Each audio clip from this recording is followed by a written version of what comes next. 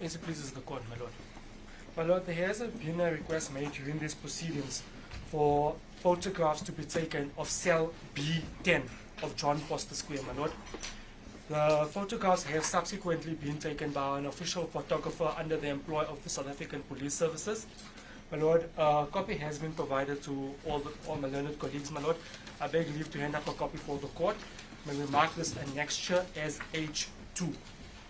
My lord, I just wish to iterate that the photographs depict the interior of the cell and are mainly meant for the purposes of court proceedings only.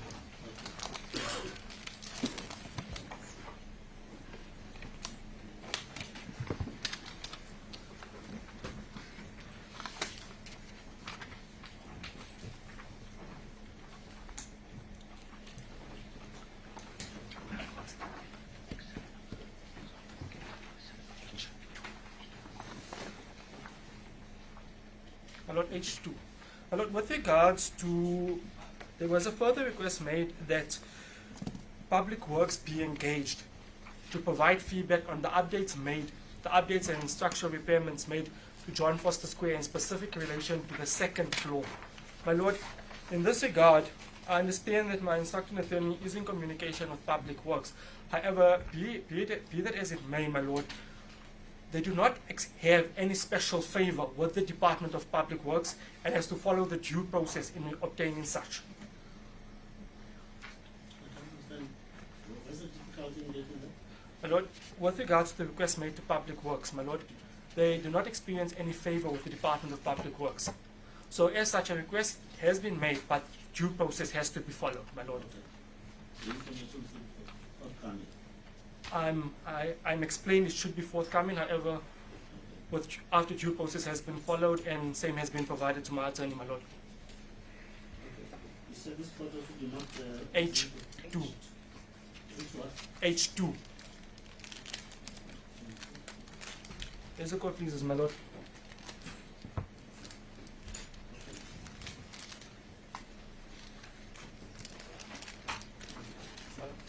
My lord, we also have a little bit of paperwork to deal with. Yes. My lord, the first issue is the complaint made by Athol Trollope in relation to the allegation made by Jabu Ngwenya that his brother was involved in some of these matters relating to the Aggett proceedings. We brought the complaint to the attention of Mr. Ngwenya, who, now that he's at the benefit of further recollection, wishes to offer an apology and withdraw that particular statement. With the leave of the court, I would just like to read into the record a letter that had been sent to Mr. Trollope. It's a very short letter. And the letter is from Mr. Jabu Ngwenya, and it reads as follows.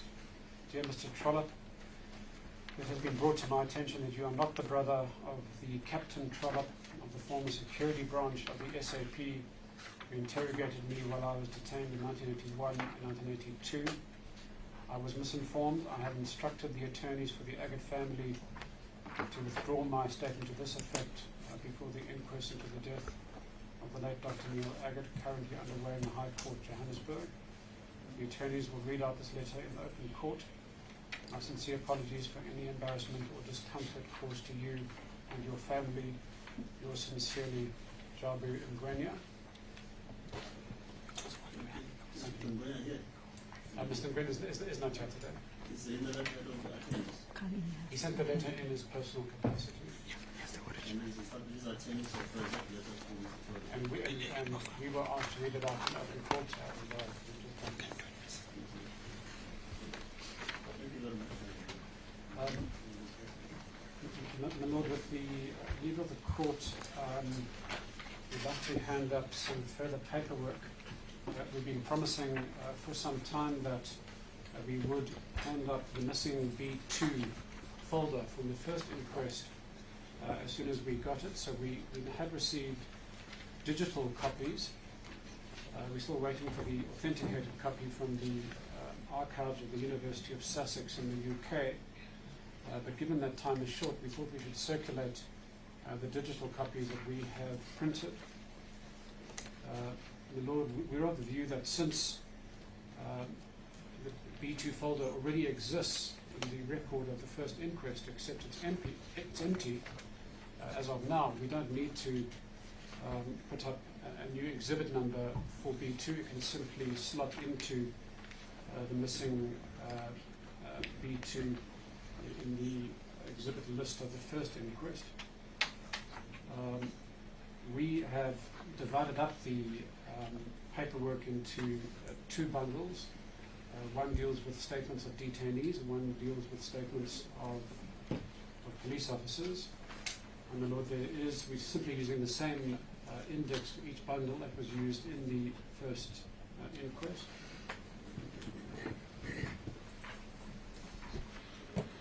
My Lord, the next document we'd like to hand up will be an exhibit.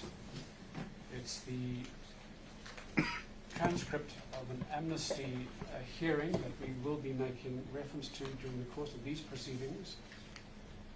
The amnesty hearing of Mr. William Charles Cecil Smith, and the application number is AM 5469/97.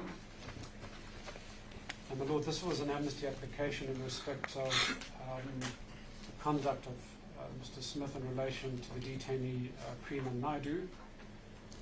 My Lord, in the first inquest, Mr. Smith, in his evidence, and we can refer the court to Exhibit B5.1.1, at page 2 of the exhibit, he denies that Mr. Naidu was assaulted by him in his presence.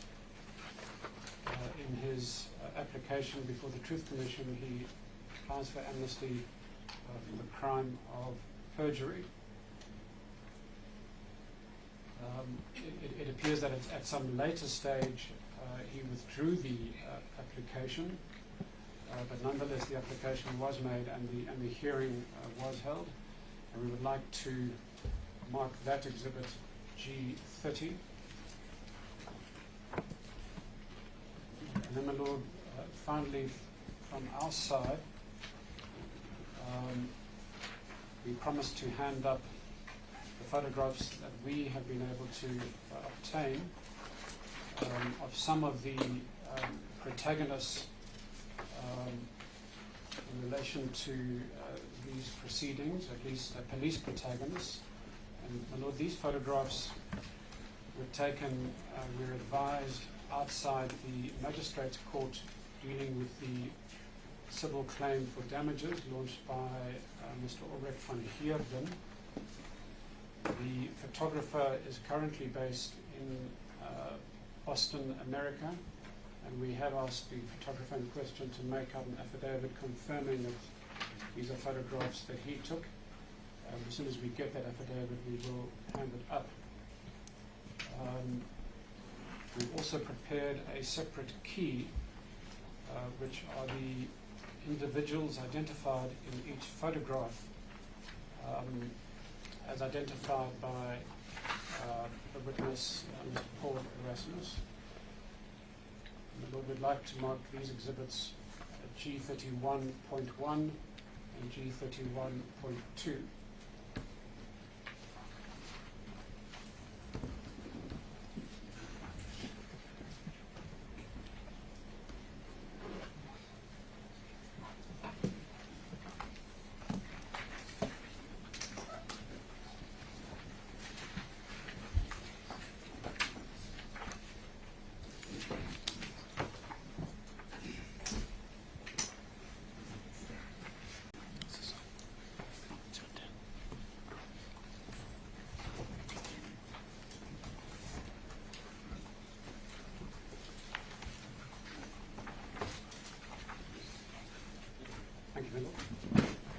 My Lord, on the issue of whilst we are still handing in affidavits, I wish to hand in the affidavit of Mr. Carl Niehaus.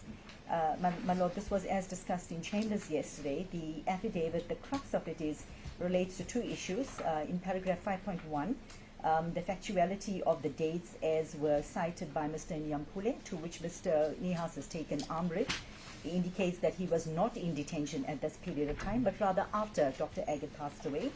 And regarding the truthfulness of the claim of suicide attempts, as I recall, it was not exactly what Mr. Nyampule said. He had said that he had been told rather than he had been witnessed. In this regard, my lord, we now hand in the affidavit of Mr. Carney House. My lord,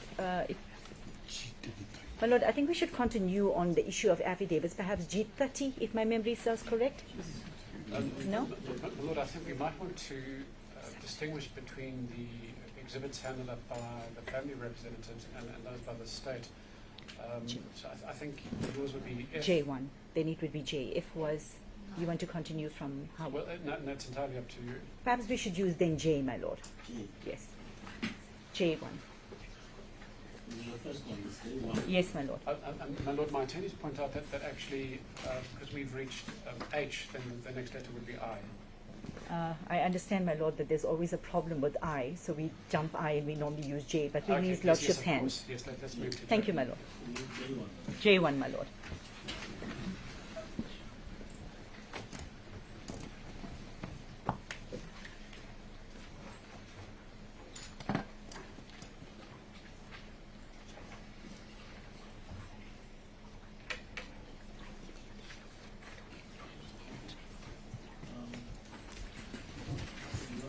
As a court, please.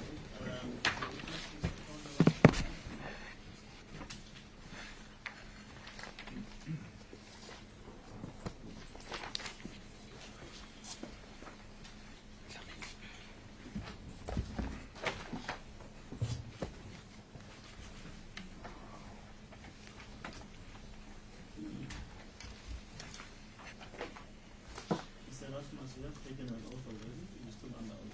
Understand. As a court, please. Thank you, my lord. Mr. Erasmus, do you recognize that photograph that has been handed to you now? Copy? I do, my lord. It's FGK15, my lord. It's the photograph of the Kikoi. If you may just show it to the court, Mr. Erasmus.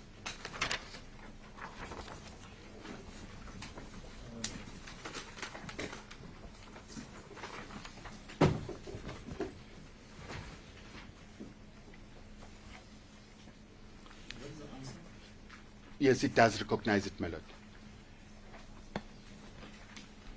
Where did that come from? My lord, this was one of 4 photos of that were taken in the cell where Dr. Aggett died. The first 3 were photos of him actually hanging in the cell, and which were lost, stolen. I can give no explanation, because these all of my documents and photos went to the Truth and Reconciliation Commission. When I was visited 2 months ago by the investigating officer, Warrant Officer Frank, we were going through some photos, and this photo emerged, and it's one of the actual 4. The other 3 we searched right through all the photos. The other 3 unfortunately were lost. They were given to me, my lord, by a warrant officer, Roy Baker, who was the official in-house photographer of the South African police. And I've got a huge collection of photos, most of which came from Roy Baker, because we both shared a common interest in photography, and he would give me interesting stuff. And if I ever took interesting photos, because I did all my own photography as a security policeman, I would in turn get him to, obviously he would do the developing, and he had a little private collection as well. That is the origin of this photo, and it is the Kikoi, I think it's called. It's like a scarf with which Dr. Aggett hung himself, or was used in his death. Was the question of where did the scarf come from? Where the photo? The photo, my lord. The photo. Yes, the photo, my lord. This is from Warrant Officer Baker. Roy Baker, my lord. R-O-Y, first name. Yes. So you say you had 4 of these, but you can't find the others. The other 3 are gone. I can't even explain what could have happened to them.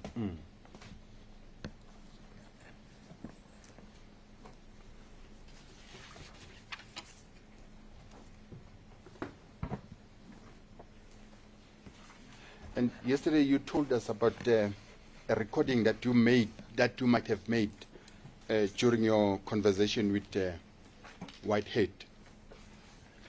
What happened to that instrument that you used to record the recordings? My lord, I can just ask you the machine or the actual tape? The actual machine. tape. The actual tape. The tape I kept in my safe for all these years. I have since handed it over once again to the investigating officer. The machine, apparently the 5 that were owned by the South African police have all since been lost, stolen, scrapped. I don't know. I see.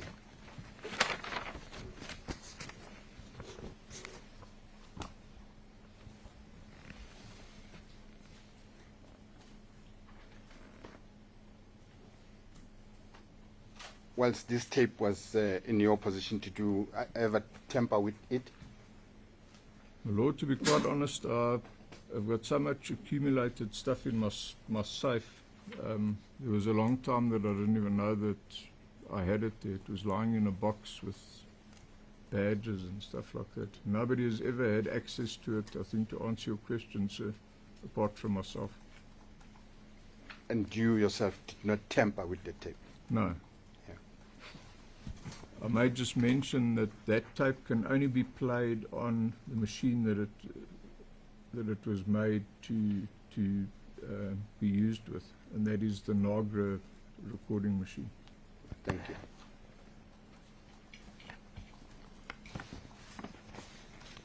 Mr. Erasmus, perhaps you may help me here. I'm trying to get to the mentality of the security branch police officers.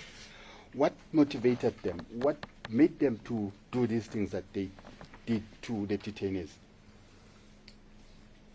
Maybe I can use myself as an example, albeit pathetic, of what motivated us. I think was very much the training that we received. For me, it was knowledge that I gained, my lord, as a young man at school, being in the Christian environment. There was an organization called Christian Missions International, which had quite a big effect on me. I've still got some of their newsletters. In fact, they were putting out the fact that communism was crushing or trying to crush Christianity. And I used to go to their meetings, and I was a member of the, I think it was called the SCA, Student Christian Association, at the school that I went to, Queens. And we'd all go as a group to some of these meetings. And I think even as a young policeman, I remember giving them money at one time, which was quite hard for me to do, given that my salary was 225 Rand a month. Yeah. And but the I was training, quite committed, and that's... I'm listening. That was quite a motivational thing. And then, of course, jump ahead to the riots, and I saw what I'd learned from these people. I was seeing it firsthand. And then right through our career, our training in the police, and if one looks at the old Police Act, my lord, the very first point wasn't protecting people. It was the 4 points that we took an oath for when you joined the South African Police. Number 1 on the list was the preservation of the internal security of the Republic of South Africa. That was drummed into our heads. I might just add that this was, when I talked about this in Denmark, the Danish police couldn't fathom that this was community policing. You know, how did you reconcile community policing, or the functions of, or traditional functions of policing, where policemen in South Africa carried assault rifles, did bayonet drill, and the reason for that was obviously falling within the ambit of this preservation of the internal security. In practice, my lord, the very first so-called terrorist incursions into South Africa, the first line of defence was not the South African Defence Force at all. It was the South African police were the first units in the so-called border war, and of course that fought in Rhodesia. Yes. And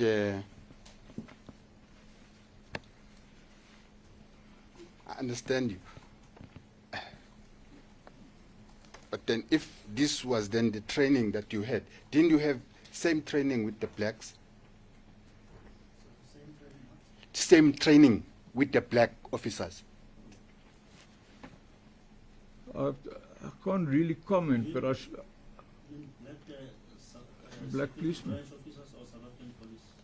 Well, he says it's the police training that made them to act like that.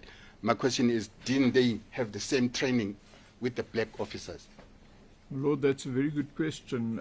To the best of my knowledge, it was much like was referred to those years as Bantu education, was vastly different from the education that white kids got at school. I don't have to remind the court and go back to statements made by Hendrik French Verwoerd about we will educate black people only up to the level that we could use them for labour. I should imagine that the black policeman's training was totally different. Certainly we weren't trained together those years. The black policeman's training facility, my lord, was at Hammanskraal, and we were trained at Polkol in Pretoria. I'm with you, sir.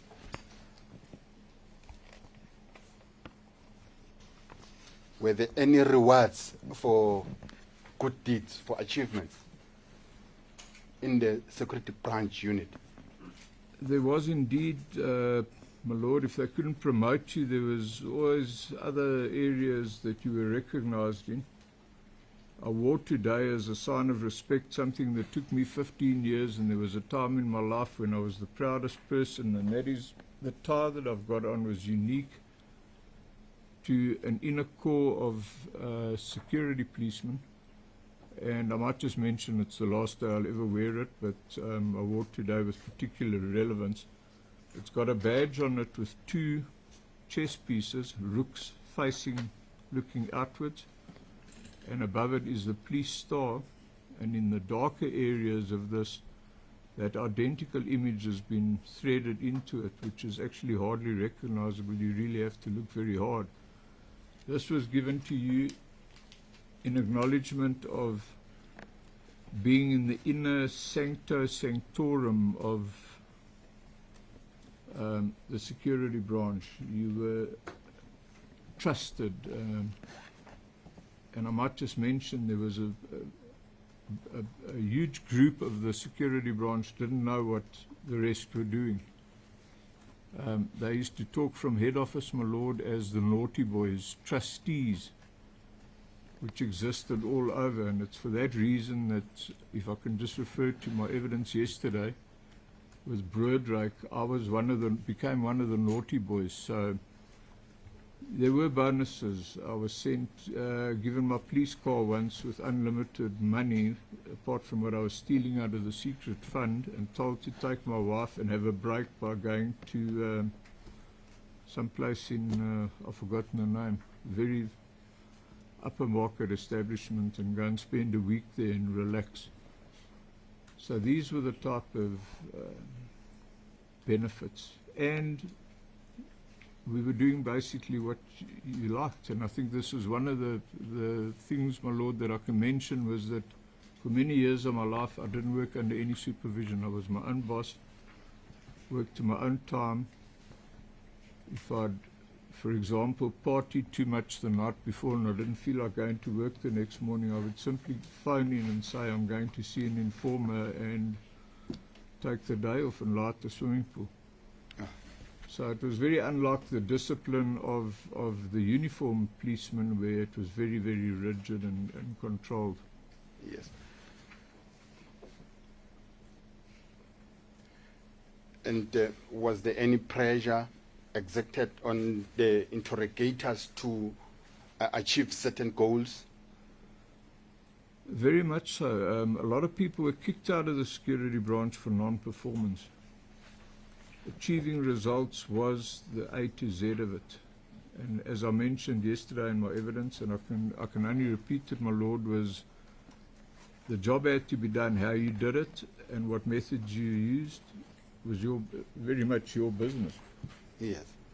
As long as you achieved the results. As long as you got the results. And the same would apply to interrogators. I mentioned yesterday, my Lord, and I can repeat it, great question, the difference between the pressure on interrogations in South Africa and on the border. There wasn't that type of you had to get a confession or get the information immediately. Yes. Whereas in Namibia, on the border, it was a little bit different. Yeah.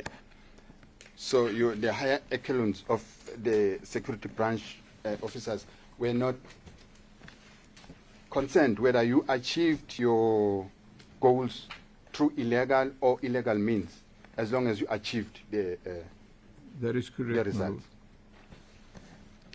In fact, my Lord, I could mention that in the late 80s it was very difficult to distinguish between criminality and what was legally being applied. I mean, eventually we all knew about the CCB, that flop class had been set up. I mean, we were operating totally above the law, so I was no different to the rest of my colleagues. I mean, we did basically what we liked. We committed fraud on a grand scale from the secret fund. There was a stage in my marriage, for example, where I couldn't distinguish between my own finances and government finances. I would take amounts of 20,000 Rand and go to the bank and pay informers, take my own commission on it. My son's mother and I lived by going out to restaurants. I helped myself to government petrol. And we didn't think anything was wrong because of that famous phrase, ons doen het vir die saak, it's for the cause. Or And that was you're doing it for a cause, for the cause. which was. Sorry. You said the start, or do it for the start? Yeah. Oh, I thought you said for the cause. For the start. Oh, for the state. Of course, now, my Lord, with the benefit of hindsight, the ultimate aim of this was to keep the Nats in power, but that's maybe another topic.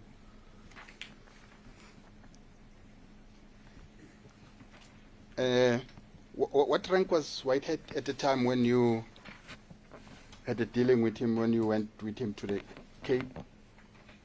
He was a commissioned officer, my Lord. He was a lieutenant. Lieutenant. And he was a young man at the time. Yes, he was. I think he was, in fact, younger than me. But he had a rather meteoric rise. Once again, I did refer to it yesterday. Most of us battled to write exams. Yeah. He must have been one of the youngest in his rank. It's possible. To be a security branch police officer, was there a selection process that was done, or how was one selected? My Lord, there was various aspects here. The first thing that they looked at was obviously your background, and they did a security clearance called the Z204 on you as a person. They looked at your family origins, the language you spoke, the religion you spoke. And then, like in my case, I was summoned to John Foster Square and I did an interview. Arrived there in my blue uniform. I was terrified, sat in this huge office and was given these forms to fill in. And my Lord, made the worst mistake of my life. My pen didn't have ink in it. I had to go and interrupt this very angry, scary individual who was a Colonel Viviers and ask him for a pen. And then, of course, he went through all of this and he was saying things like, but you're a Methodist. You know, I wasn't in the Staatse Kerk, die Moederkerk, die NG type of thing. And then, of course, he hit on the fact that, as I mentioned, I think I did refer to it yesterday, he had a connection with my family going back to the 1930s. Mm. In fact, him and my uncle were in police college together. I see. So I was immediately in because that area of possible security problems was cleared. The Yeah. other aspect was that my father was a senior government official in his own right. Yeah. So there was a way of appointing people Correct. That's correct. in a Lord. nepotism style. That's correct. I think Whitehead's actually is the best example. His father was a brigadier. I don't think he even went through anything apart from a formality. It would have been an automatic thing for him to go to the security branch. I see. And tell us, why were the black security branch officers not generally used as interrogators? I think it was a big issue of racial trust. With the exception of Sons was very highly trusted and regarded. Another more senior black officer was Machora. Had a very good record behind him. I was with him at the bedside of President Seretse Khama when he died in Johannesburg. I was at that time just seconded to work around the shifts while he was in hospital, and I saw the interaction between Machora and the Botswanan, call them Secret Service, I can't remember what they were called, that were protecting the president, and it was quite amazing. He was a very professional person. Oh, Mahoro. Machora, yeah. And trusted a lot by the white officers. Yes. The rest of interesting statistic, there was more black security policemen than white security policemen throughout South Africa, but generally not trusted. They were worker bees around the rest. Yes. And were there any female interrogators? I'll have to think of this. There was John Foster Square, there was Warrant Officer Sheila Brown. Sheila Brown. Oh, she was an interrogator. She would have sat in on interrogations where a female was suspect, was, for example, Barbara Hogan. Yes. There would have been a female present. I think she was called in, but I'm pretty certain that she worked on the investigation branch as part of their staff. And tell us about Professor Plump, the one from Wits. Was he the same Plump that gave evidence in the inquest, in 1982? I presume so, but I have no direct knowledge of that. I can't say with any certainty, my lord, whether it was him or not. I would presume it was. And whilst you were in that inquest, you told us that you attended the court in numbers to instill fear and intimidate. Were you intimidating the witnesses? Well, I suppose that was part of it, my lord, but it was also a place for us, because of the interest there amongst the so-called left-wing community, to look at suspects, and who knows, we could have been lucky and recruited somebody to work for us. But the basic thing, my lord, I think you're quite correct, would be the intimidation of our opponents, as it was. Who would be the witnesses? Yeah, like correct. Mr. Smithers? Yeah. Jabu And even, as I Ngwenya. mentioned yesterday, Mr. Bezos himself. Yeah. Do you think that your intimidation tactics worked? I could only speculate, my lord. I think generally if you go back to those years, the security branch, even the mention of the name did instill some fear or terror into a lot of people. And we did rely on it. I know I certainly did. Yes. And once we are in the question of the inquest, I'm not sure whether you'll be able to answer this question, but do you know any inquest in which a detainee died in detention and the outcome thereof would have been that the police were responsible for his death? I think I'm reasonably accurate, my lord, if I state that there wasn't such a thing. Nobody was ever found guilty, my lord, or responsible for a death in detention. Whatever it came up, and I refer once again to has become a great friend of mine, Mr. Roger Lucy's songs, the words of it, some slipped on bars of soap, others hung themselves, others fell, others jumped down the stairwell. Yes. And there were few of these detainees that were brave enough to lay charges against the police, security branch police officers. Do you know of any of the security branch officers who was found guilty of any assault on a detainee?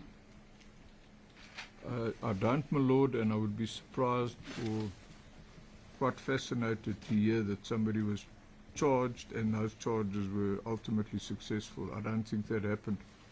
Once again, what we did to Rocky Williams after 3 odd charges that he laid against myself and the sergeant, there was ways of dealing with that.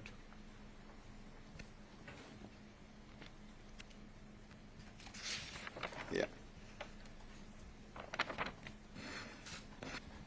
Mr. Erasmus, if it may be put to you that the security branch officers were complying with the law of the time, what would be your view on that? Most definitely not, my lord.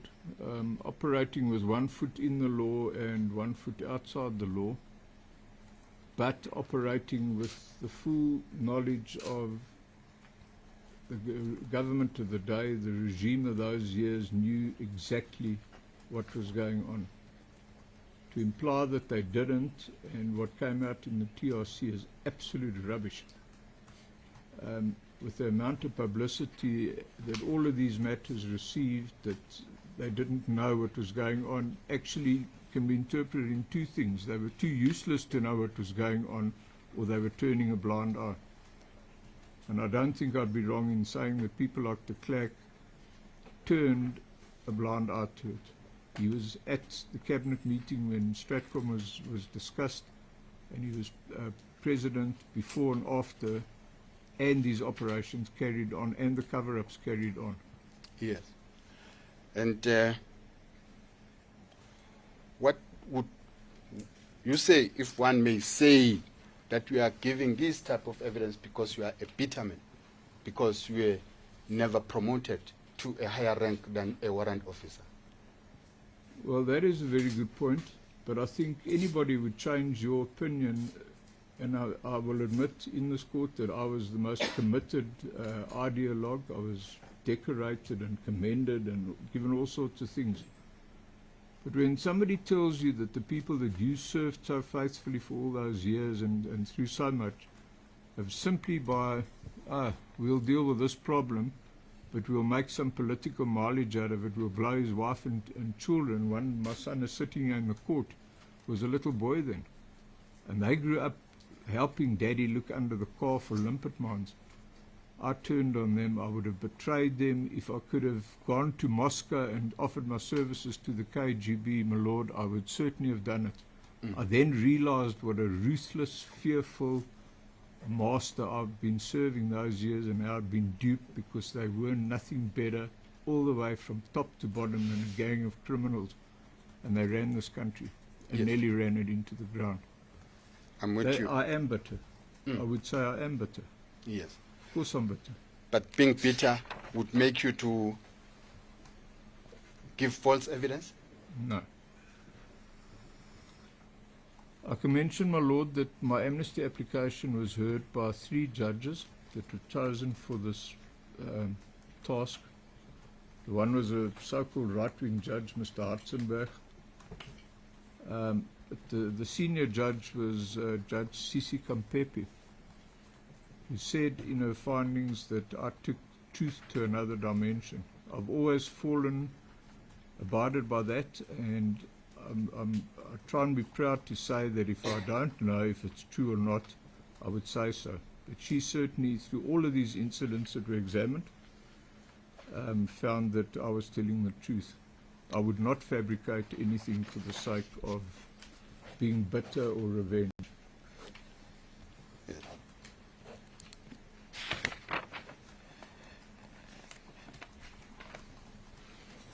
Is there any other thing that you may tell us that perhaps would be of help to this inquiry? My Lord, if I may, I would just like to, I suppose, publicly apologize and thank the late Dr. Aggett's family for their attitude to me, and it's very difficult to even say this. I'm very sorry for the role that I played in it. If I could turn the clock back, I would have been over the border at 17 years old and gone to a new life and never been part of this. I really am very, very sorry, although it's not going to change anything. That's but right. I am. That's right. Whilst we are on that, did you have any personal dealings with Dr. Aggett? None. None whatsoever, my Lord. But did you know him? Not at all. I in fact found it very hard to even remember him having seen the detainees being conveyed to the cells and back, and the food parcels, everything. I can't remember actually seeing him, not even at a distance. Well, may I just confer it, my colleague?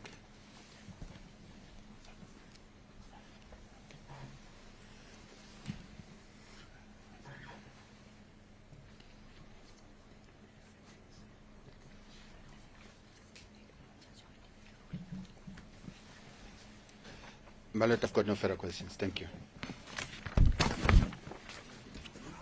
Thank you, my Lord. Mr. Erasmus. Mr. Erasmus, why did you join this secret service, the security branch? My Lord, I had no intention of joining. In fact, when I joined the South African Police, I don't think I actually knew there was a thing called the security branch. I wanted to do my national service and get that obligation out of my way and carry on with my life. Unfortunately, as a uniformed policeman in the middle of this, June the 16th, 1976, I found myself in Soweto and other areas with a rifle in my hands and saw terrible things which affected me very deeply. And a lot of other policemen as well, I might add. And in joining the security branch and in working there, at the stage when you were working there, did you think you were doing the right thing? Absolutely.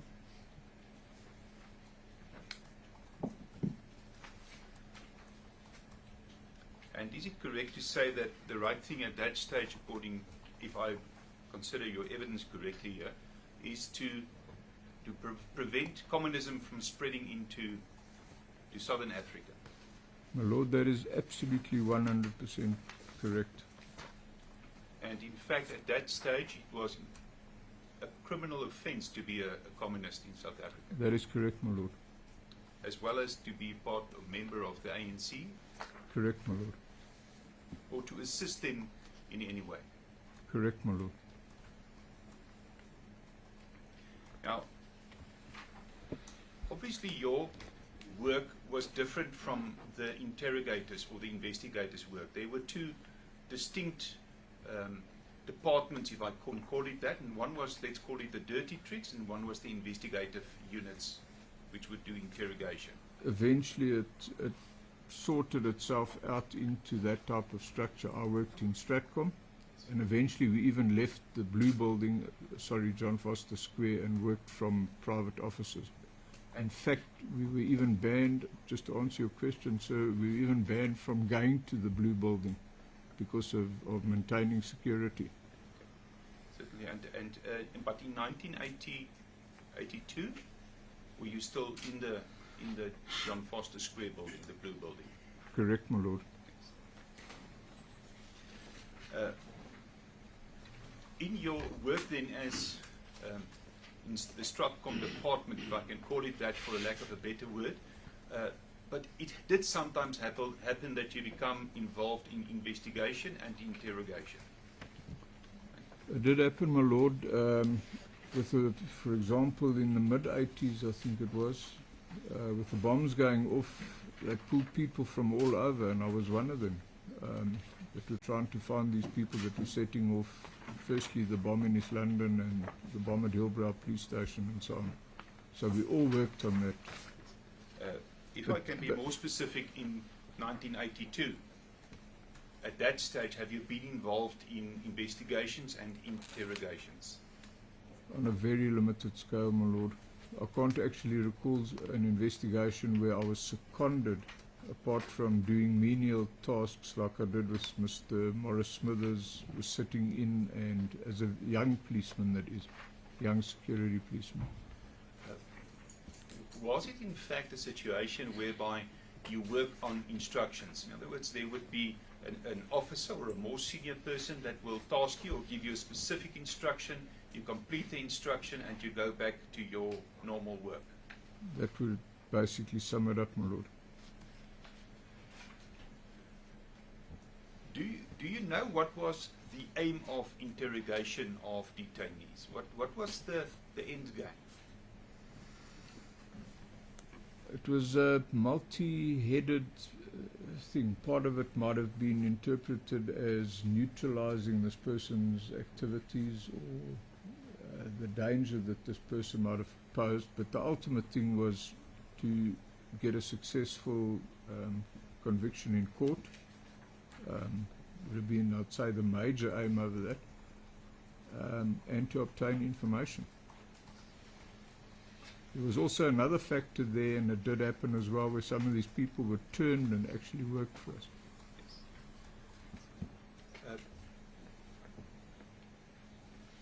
And I'm not saying that it was said or that you said it, but this was not just a aimless brutality. This was something that was done with a specific purpose of obtaining information and to get convictions of people that transgressed the law. Correct, my lord. I would actually add to that, sir, and say that we at that stage, and I believed it, and it obviously was like that, we were fighting a war, and this was our response.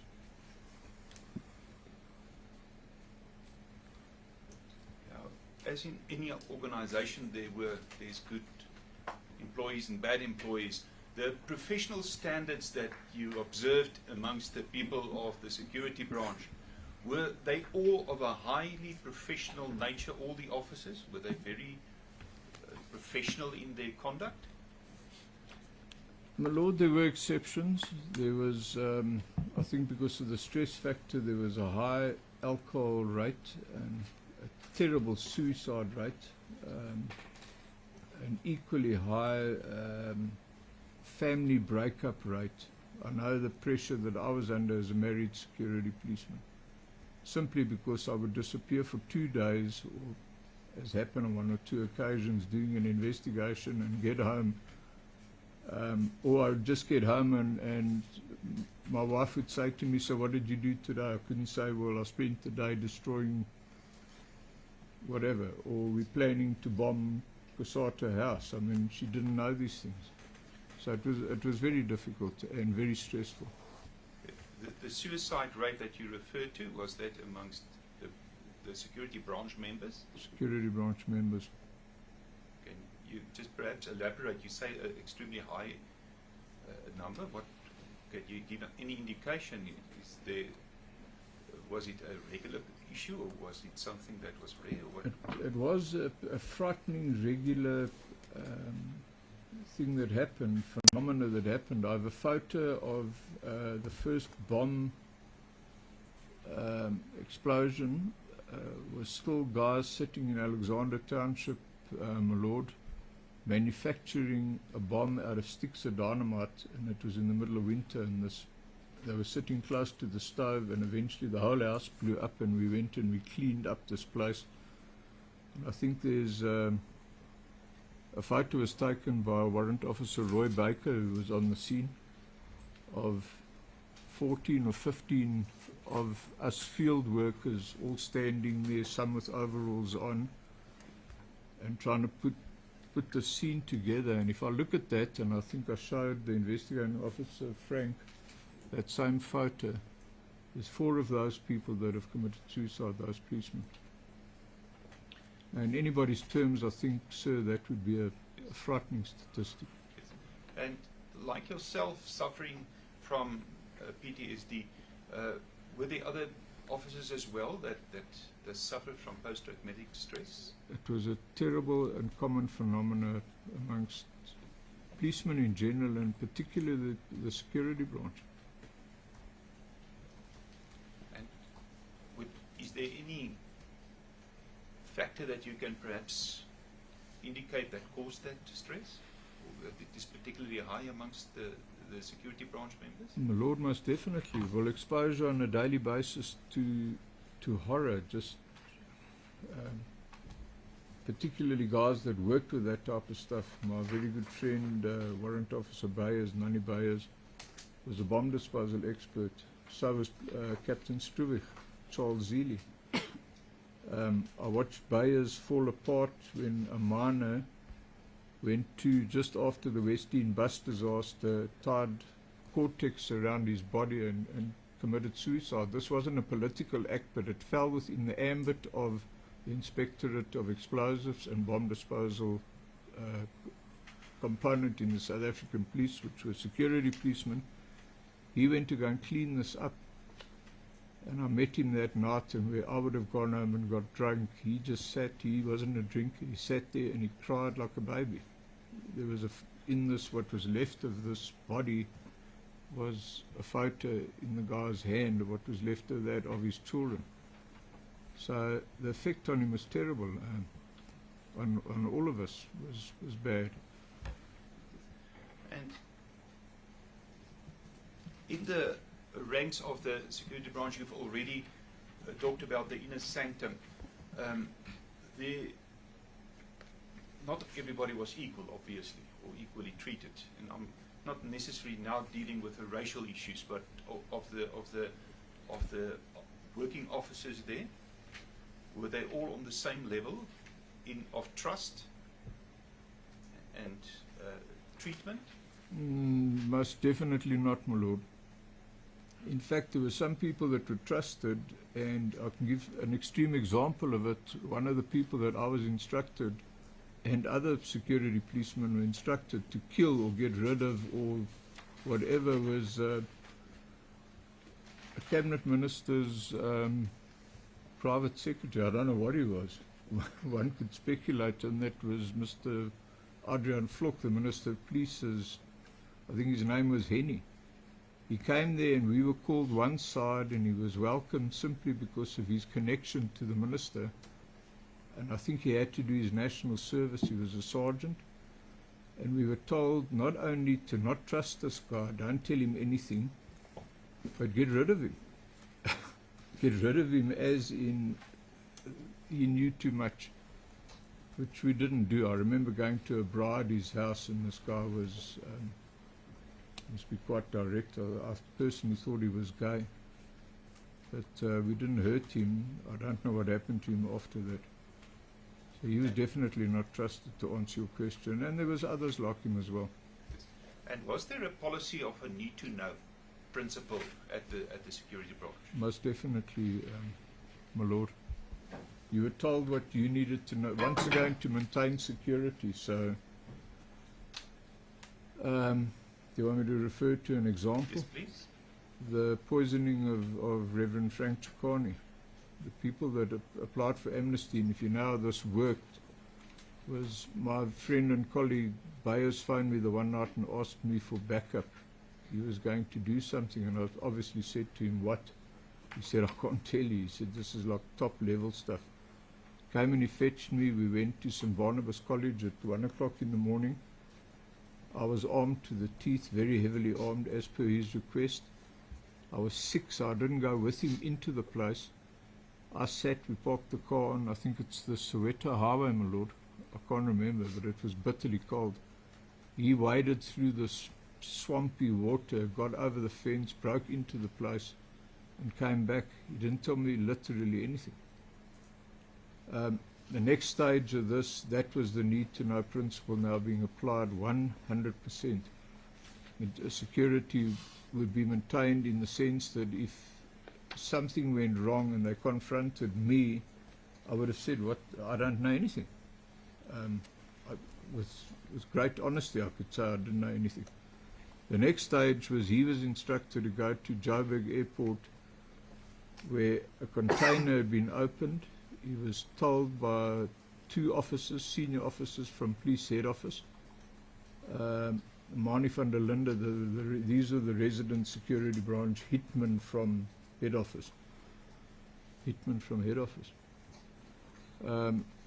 Gert Otto and Mani van der Linde were there, and Bayer's instructions were to go in and open the suitcases, leave the container, and go and stand right away. They then went in. Now we know this. Put the poison on the Reverend's underwear, I believe, and they then just dropped the lids of the suitcases. They went and they called Bayers again. They said to him, "You go back now," they were with him, "and you lock the suitcases and leave them exactly as they were." So he didn't know what was going on as well. The need to know, he didn't need to know about it. And did that principle also extend to inside John Foster Square there on the 10th floor as to who was busy with what? Well, when I say the need to know principle, maybe a little bit more difficult to know once you worked in the building what was going on around you. So it maybe wouldn't have applied that rigidly. But yes, it did apply. In general, I think, most definitely. And on your instructions, should you get instructions from a specific officer to do something, was there then a report back? You then report back to that officer what you have done and what the outcome thereof was? Absolutely. And also you write a report, or was this not done written? Anything that was illegal was never recorded or written, or a written report. And my case books, which are here in this court, I could go through them, my lord, and highlight specific things where I used the name or just referred to something in general terms, but didn't give the actual import. For example, Bayers and I burnt out a reverend's car the one night. I referred to it in my casebook as an inquiry and nothing further. I wouldn't have written there. What I'm trying to say to you, sir, is Father Kingston Urson Catholic Church petrol bombing car. So there was a vague reference to it. But was there reports, written reports, apart now from your casebook, written reports that were submitted to the senior staff? Absolutely not, until I worked for Stratcom, because these were people that were, to use an intelligence community word, were indoctrinated. They knew what we were supposed to do and how we were doing it. So you did give details in reports, and the campaigns against various public figures are reported in great accuracy and great depth. And in fact, the operations that I ran, not only put it in writing, but we had seminars which were held from time to time around the country, where I actually gave a speech as the national coordinator of a particular project. or operation. Okay, if we can perhaps go more specific to the work on the 10th floor, the interrogation and the investigation, were you or are you familiar with the procedural aspects thereof from the instruction to finalization of the interrogation? Well, the taste that I had of it, my lord, was the two very high-profile people. They were both convicted. I think Williams got 10 years, and so did Marais, speaking under some correction. This was late in the 80s, and of course they were released under the general amnesty that came about with the new South Africa. I did report, and I'm aware of what my instructions were. I did a daily report to the, I think it would have been Colonel van Niekerk, possibly. I kept him up to date on a day-by-day basis, how I was progressing with the two detainees. With the interrogation, you would report Correct. back to him to say to him that I've interrogated him and this is what he said, Correct. this is what he do, and that was oral? Yes. And in the matters that you were brought in to interrogate that was not necessarily your case, were you aware of what happened before and what happened afterwards to the person that you interrogate? Well, you had to know that to do some sort of successful interrogation. To know what happened before? Correct. When, for example, let me think about this. Stephen Marais had been interrogated before me, and I was told this is what he said so far. I made notes, I would recall. I made notes and then went to go and meet the guy myself and took it from that point. And it basically plays forward, because after you have done your interrogation, you would then give the report either to the next person or to the person in charge of the interrogation. That's correct, my lord. And further, you're not involved unless you are again approached in this regard. In other words, the fact that you interrogate a person doesn't put you In the full in loop? yes, in the follow-up work. Not necessarily, no, not at all. I'd agree with that. Yes. Did you use violence in interrogation? I did. And violence as in the sense of beating people up and Not severely. shocking Slaps. them? Okay. Slaps. Not in South Africa. Not in South Africa. No. Where did you do it? Namibia, my lord.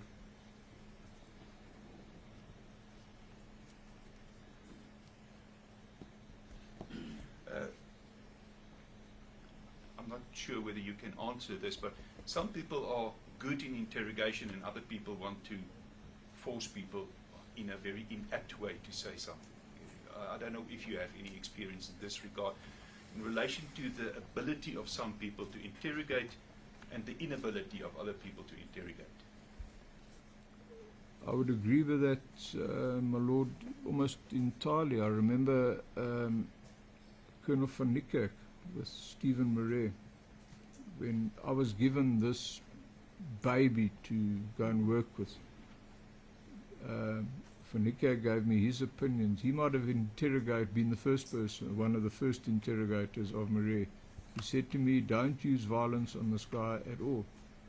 Keep him in his place, he will try and get out of hand. He gave me a good thing. He said, but don't, he would have obviously used the Afrikaans word, moenie hom dol nie. Don't hit him, just work gently with him, because he's a very gentle person, which I've found. And you know, it actually worked in this case. I did put a lot of pressure on Marais, but without being violent. What I did was make him write the old story, write a statement, tear it up, make him write it again. Eventually, he was begging me to write, and I think his final one was pages after pages. He wrote something like 90 pages, 80 pages. But in itself, that was, for him, a very destructive process. But for us, it was great because there was no comebacks or violence involved.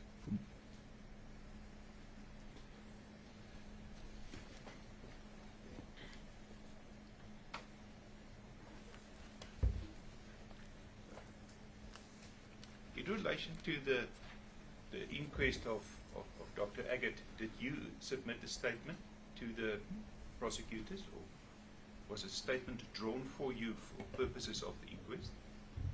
The first inquest? Yes, the first inquest. No.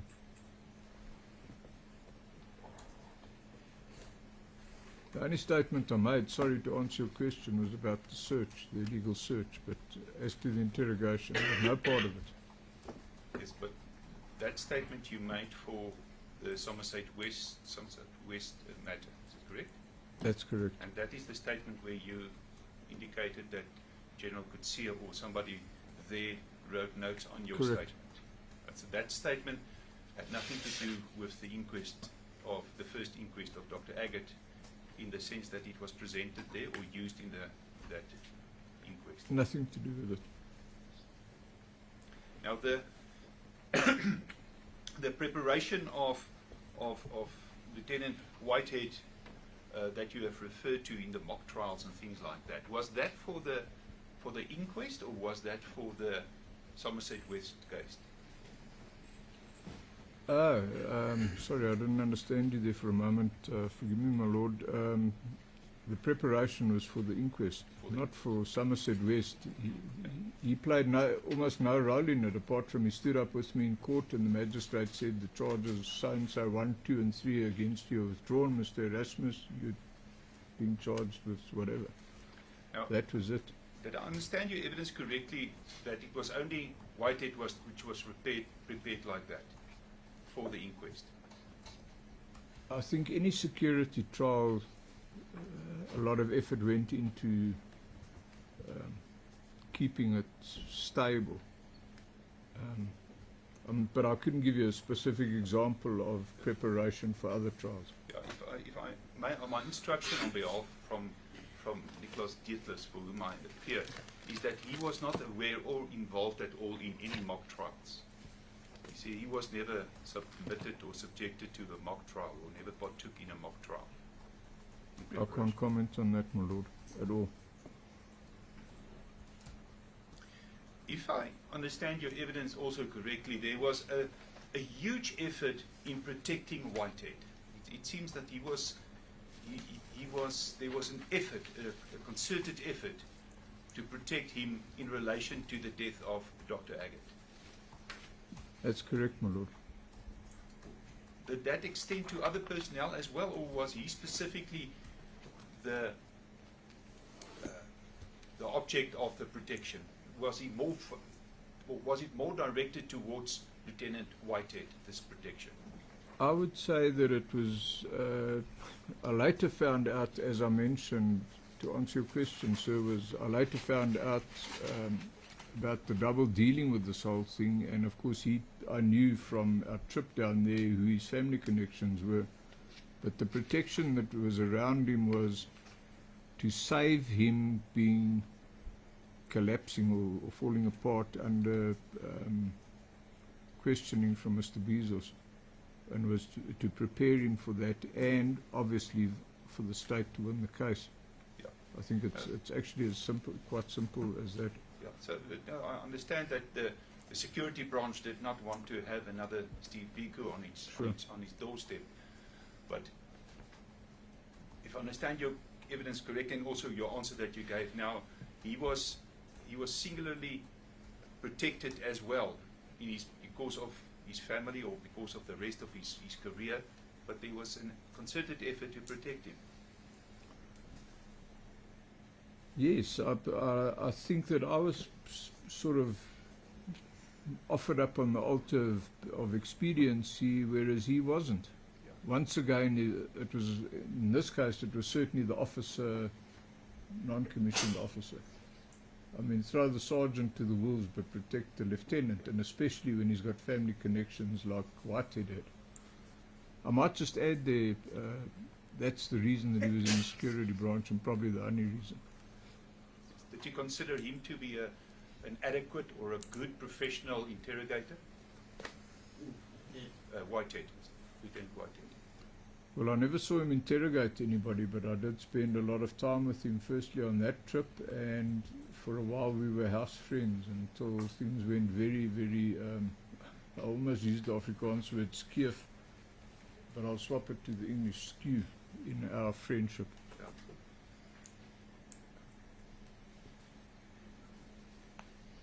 Was he prone to violence? I would never, my lord, have thought if you knew the man, I wouldn't have summed him up as the type of person that would beat somebody up.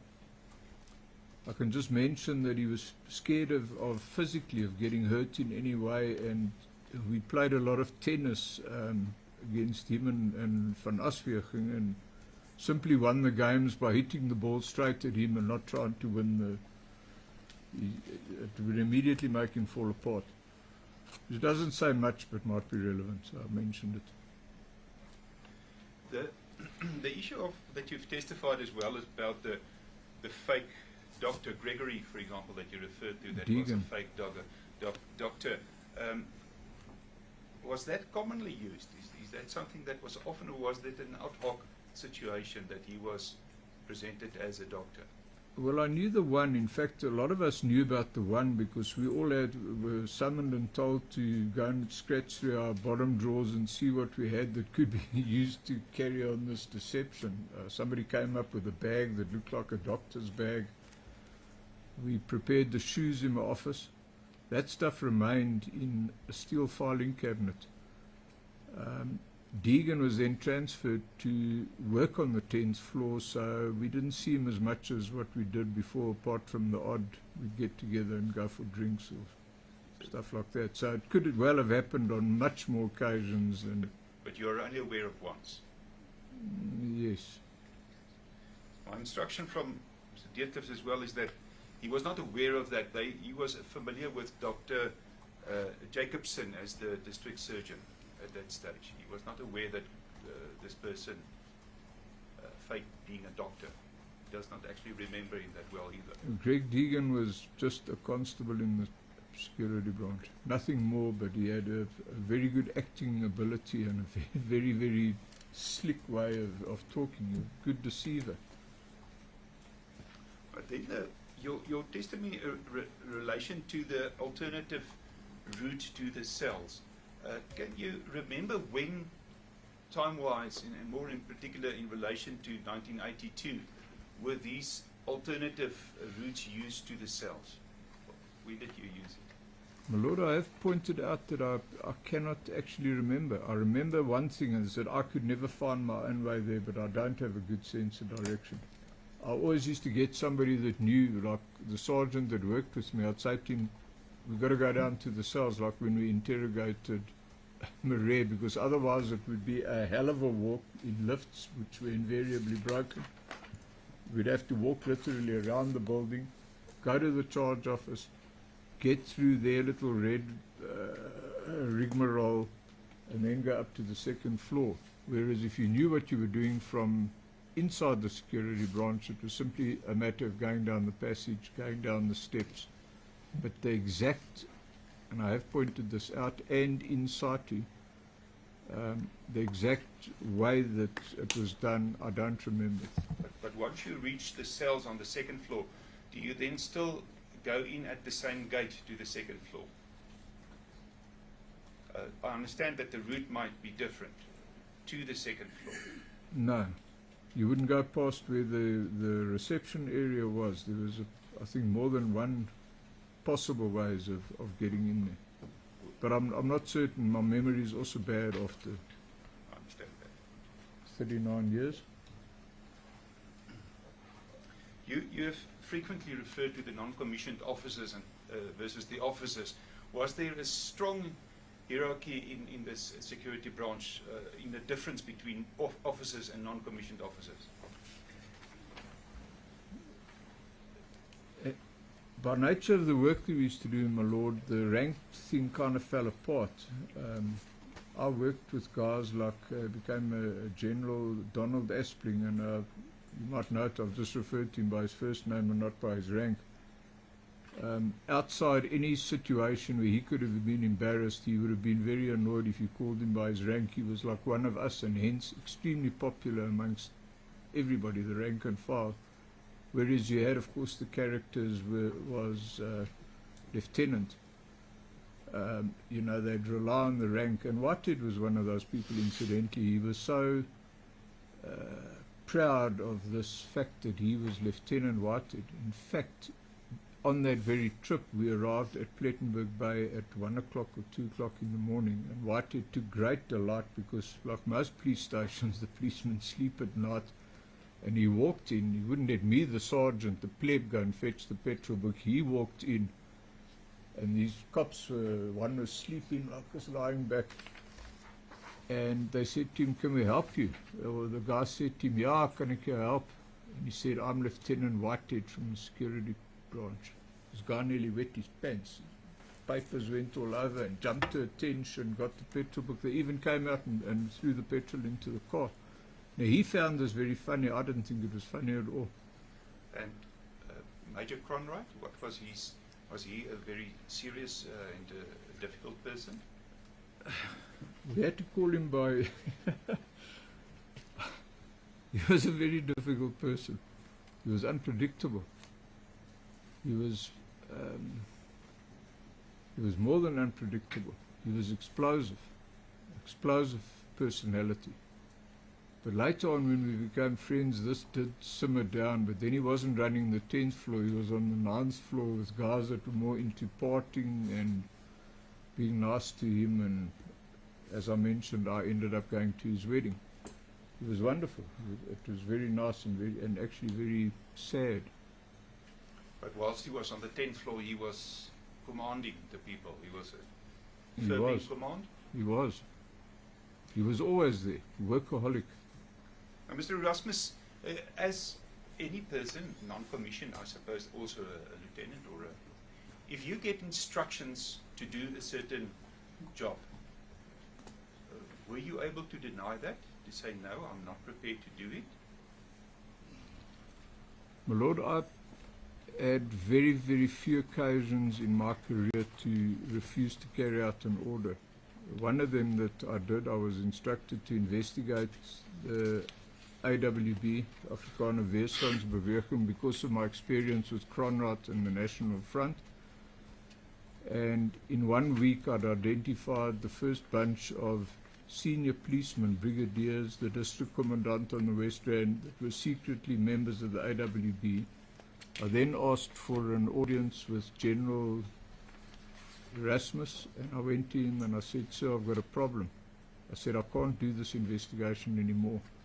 It got even worse because I also identified people in my family that were members of the AWB, so I asked to be relieved of it.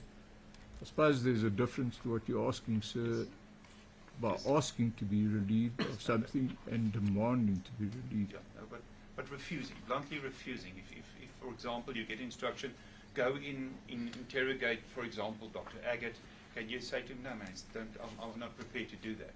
I don't think you would have lasted long in the security branch if you tried something like that. And by not lasted long, what do you mean? Would you be You would have transferred? been transferred out or worse. I can give an example of... no, I can't actually. No, forgive me.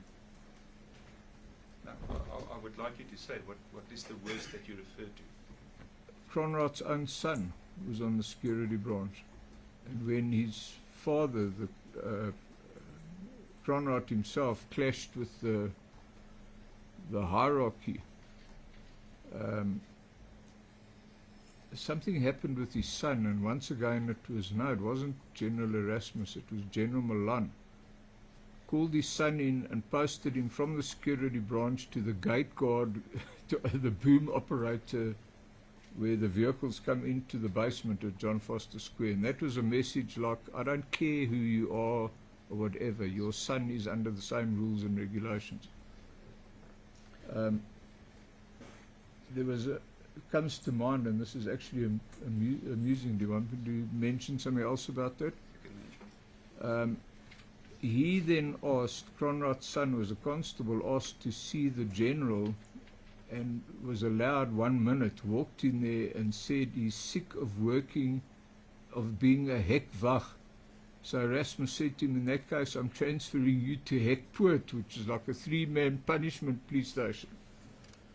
The message being clear is you didn't neck, as we used to say. You didn't try and take on the people at the top. I understand that. The command was absolute. And was there any, at any stage, any of the security brass members who tried to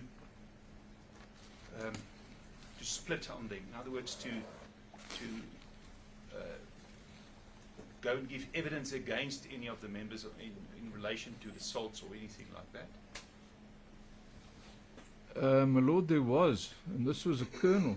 So it wasn't as easy then to send him to Hetpoort or to hell or whatever one would term it. It was a Colonel Kutsia who threatened to expose the theft out of the secret fund, which everybody must have had a hand in because the effect on him was devastating.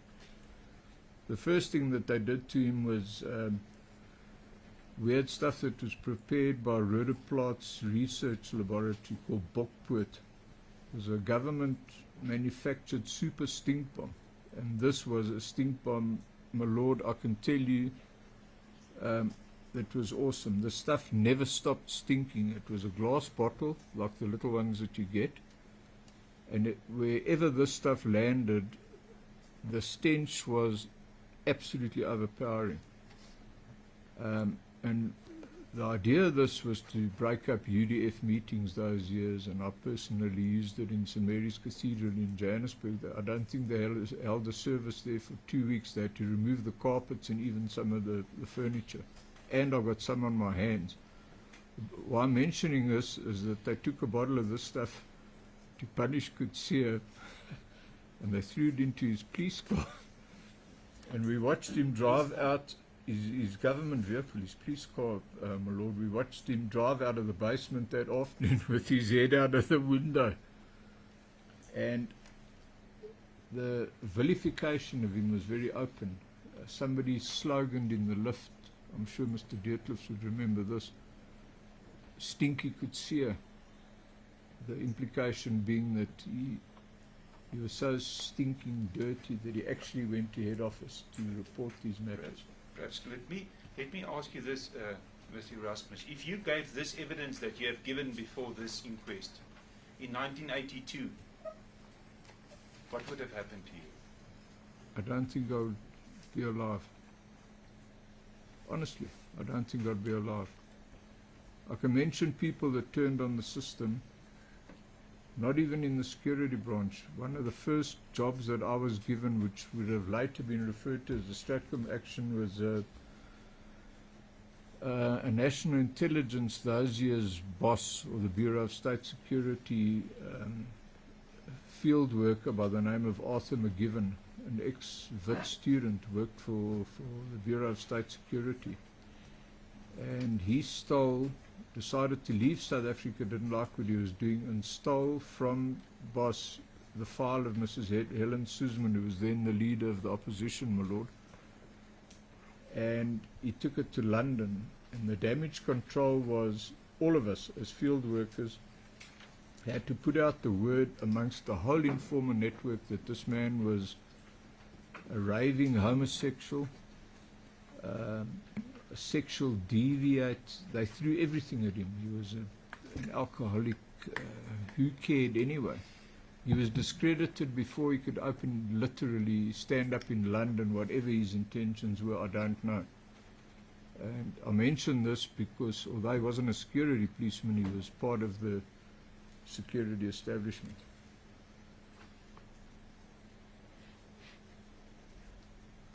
At the stage when you did work on the 10th floor, or that you were at the 9th floor, did you at any stage took action when you, for example, heard somebody scream? Did you go and take action? I'm going to see what was the cause of that, or to intervene? Would have probably been in trouble if you had tried something like that. It just wasn't our business. You went there and you knew that this was going on, and security was maintained, generally speaking.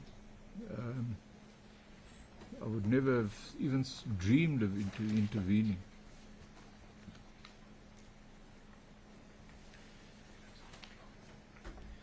My instructions from So Deertips also is that the files that were burned, he says, and this is just perhaps on the side, he says he doesn't remember that it went to George Koch. He said it was at Caserny, there were ovens at Caserny where some of these files were burnt.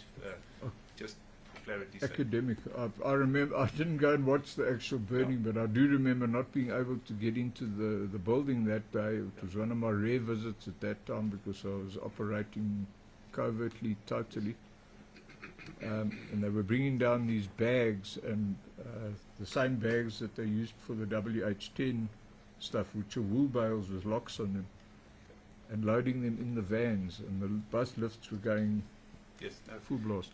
he just corrected me and said Sure. it was at Caserny. There's apparently ovens there. At Oh, I Caserny. didn't know that. Then just, if I can just go back a little bit, the statement that you saw of Dr. Aggett when you were with Lieutenant Whitehead in the car, was that a typed statement or was it handwritten? Very, almost totally certain it was typed. I'm speaking under, I could be wrong. I'm actually trying to visualize it.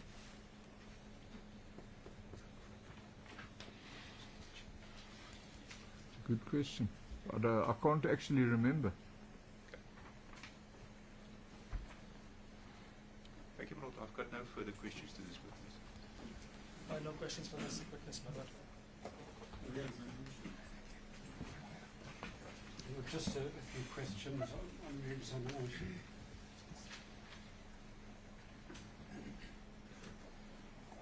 My Lord, my junior counsel has advised me that it's 11:10. I'm certainly going to need more than 5 minutes. I was wondering whether we should take the tea adjournment. Okay, let's take it.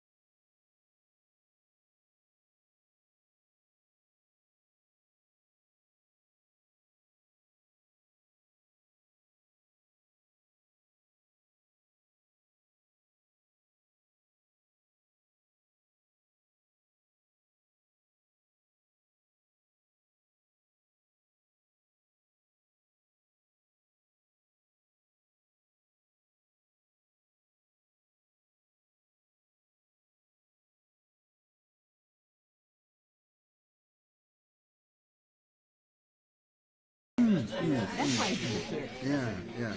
And okay, fine. Yeah, I will have to read it. It's in Afrikaans. Maar ik zal het ook, yeah. Can't say it name.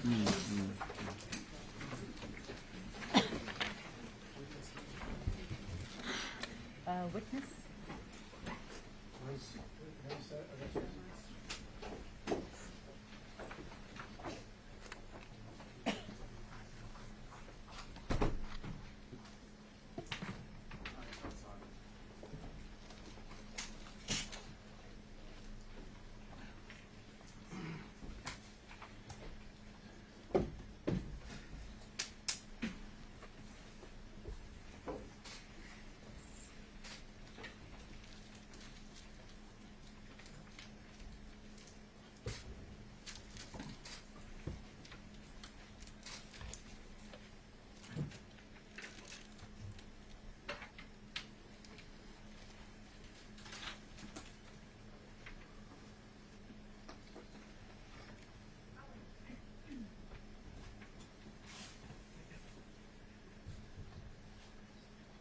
Otherwise,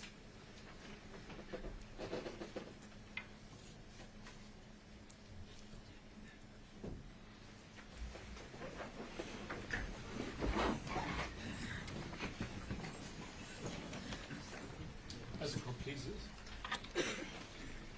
Mr. Erasmus, just a few questions arising from the evidence that you provided under cross-examination by my learned colleagues. You mentioned in response to a question that you were close to a police photographer by the name of Baker. That is correct, my lord. Can you just advise the court where Baker got the picture depicting the torn and knotted kikoi? My lord, as I understood it, he was being the official security branch in-house photographer, that he was summoned to the scene that morning and he photographed the body and this kikoi. That is my understanding. That's what I would say where the photo comes from. Because what is interesting is that nowhere in the record of the first inquest have we picked up any reference to Mr. Baker. There is a reference to Mr. Mustard who took photographs, although I don't believe that he was a member of the security branch. He would have been a uniform branch photographer. The normal police photographer, my lord. Yeah, correct. And the court is obviously interested in evidence on photographs, given the almost total lack of photos before this inquest. So Mr. Baker told you directly that he had been summoned to go to the cell to take photographs. That's incorrect, my lord. I can't remember that he told me anything, but I do remember that I would have assumed that he, being the in-house photographer, would have been summoned and told to take pictures X, Y, and Z. And I can tell you why, if I may, if you want me to tell the court why I'd come to that assumption, was the murder of Dr. Robert Smith and his wife Jean Cora. Those photos were brought because of the sensitivity, and who can speculate why, were developed in the laboratory, in-house laboratory at Security Branch, John Foster Square. And I saw those photos and the enlargements with my own eyes. I found it extremely strange at that time because it's a different division for starters, and there is a security branch at, he was murdered in Boksburg, I think. There's a security branch in Germiston, that they went to that trouble to bring those photos to our laboratory. Do you recall where the security branch photo lab was? In John Foster Square? It was on the 10th floor. In fact, almost next to room 1026. There's a room there that had been converted, and I think it is, if I'm thinking back to our insight to walk through there, That was the dark room. Obviously, you need a special area to develop photos. The in situ inspection and loco tour that you're talking about, that would have been before the reopened inquest to the death of Amatimo. That is correct, my lord. So, according to your recollection, that would have been the far wing facing the double-decker highway. That's correct, my lord. So you're simply making the assumption that because he had these photos in his possession, and because he was a security branch photographer, That he took them. assume that he was then called to the scene. That's correct. I would still say that he must have been on the scene. He would have been on the scene. Okay, well, it's a deduction that you are It's a drawing. deduction, yeah. You also made reference to hanging photos. Did I hear you correct to say that Mr. Baker also had photographs of the deceased Dr. Aggett hanging? That is correct, my lord. And because this is really important, can you just indicate how many photographs you yourself saw in Baker's possession depicting the hanging deceased? There was 3 photos, my lord, and of a set of 4, and if the court looks on here, you can see that these were stapled to a piece of paper. I gave the IO Frank the one that I've had, which is the original, call it the original one. What happened, just for the information of the court, my lord, was that Baker would be required to develop 6 sets of photos. For example, 1 set for head office, 1 for local, 1 for this file, 1 for that file. And he might have developed 8 or 10, and a lot of the photos that I've got weren't the color. He hadn't got the color right, so he would throw them in a box, and then I would go there to book out technical equipment, and he'd say to me, "Oh, Paul, while you're here." And I remember with these photos of Dr. Aggett, he said to me, "These are interesting ones," or something. I've got a lot of terrible photos like that he gave me. So I believe That's why I had them. Right. In relation to the Aggett inquest, the picture of the Kakul is the only one you could recover. That's correct. The IO, The investigating officer. Frank, was present, as was my son, and my son could also say that he will remember the original 3 photos that I had, because he'd obviously seen my photos before. And do you know what happened to the original 3 photos? I gave all of the stuff, every scrap of paper that I had, I gave to the TRC, to my regret. Do you recall who in the Truth Commission you gave it to?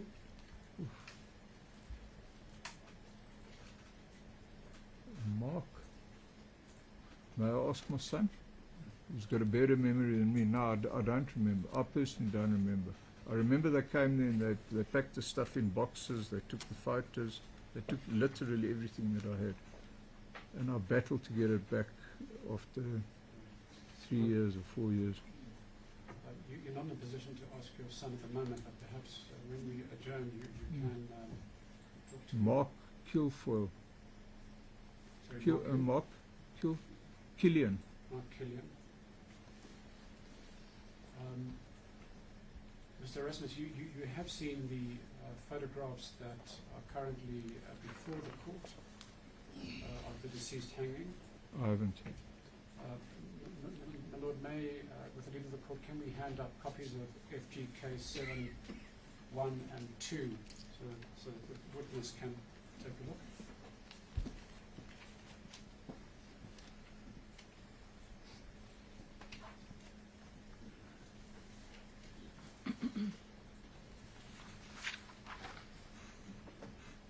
So, Mr. Erasmus, just take a look at those 2 photographs. Once you have, can you just indicate whether you're able to recall whether they look the same as 2 of the 3 that you had in your possession following your discussion with Mr. Baker? they're absolutely identical. And obviously, my lord, what I'm looking for is the staples which are identical to this one because they were stapled on A4 sheets of paper. And there is marks here which could or may not be because this has obviously been enlarged.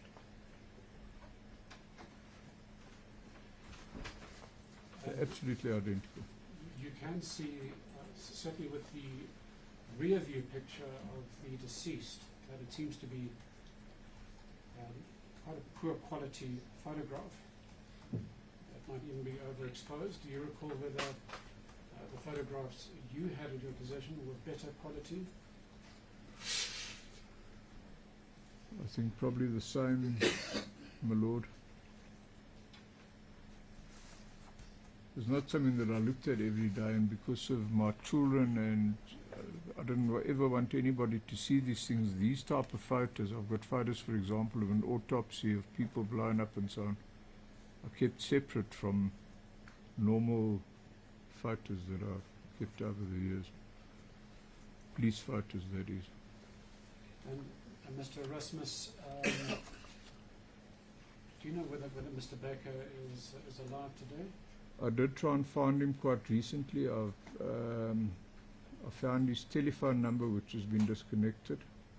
I think if he is alive, he would probably, he's quite a bit older than me, he would probably be close to 80 years old. Do you recall his full names? Or Baker. I think it was just Roy Baker, spelled R-O-Y Baker. And he stayed at 26 Grampian Road, Rosettenville. The only thing I didn't do was go to his house. I did try the number several times. Did you give these details to the current investigating officer? I did, my lord.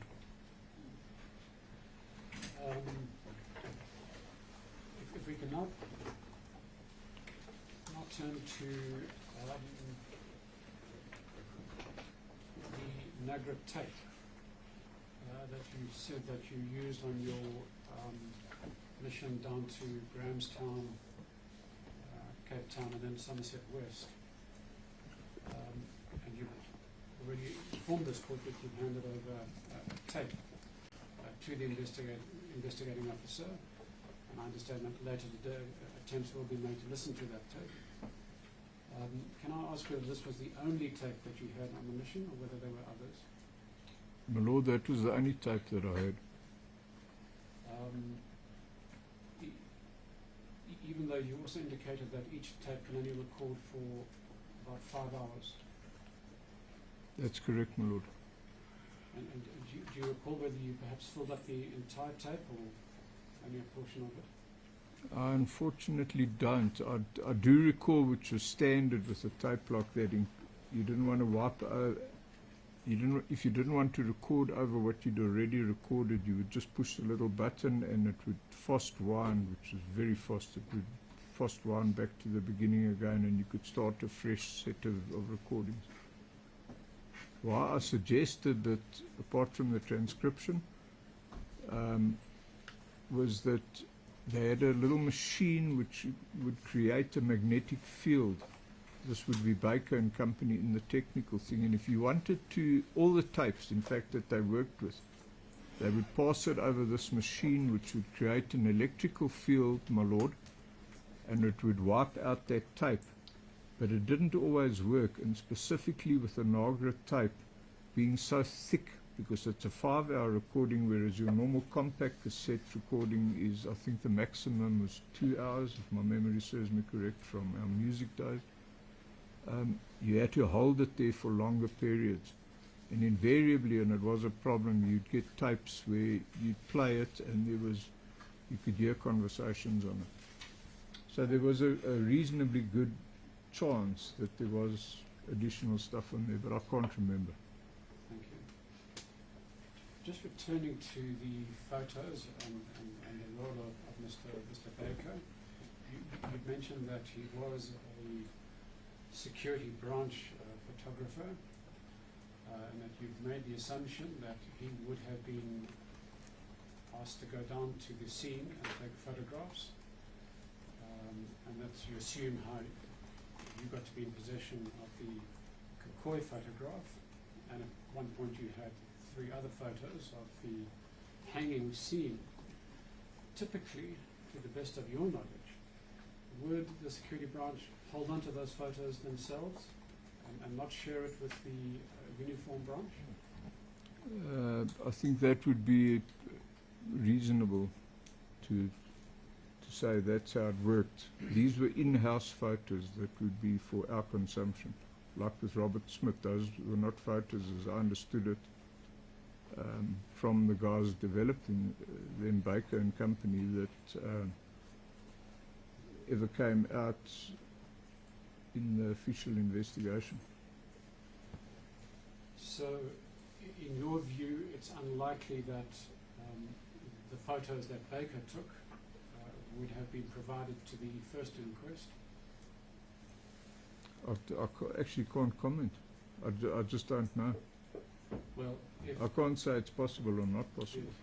well, if they weren't, if the security branch photographer did not share, was not allowed to share his photos with the uniform branch, I suppose it always goes as a matter of course that it would not have been part of the investigation docket that was put up before the first inquest.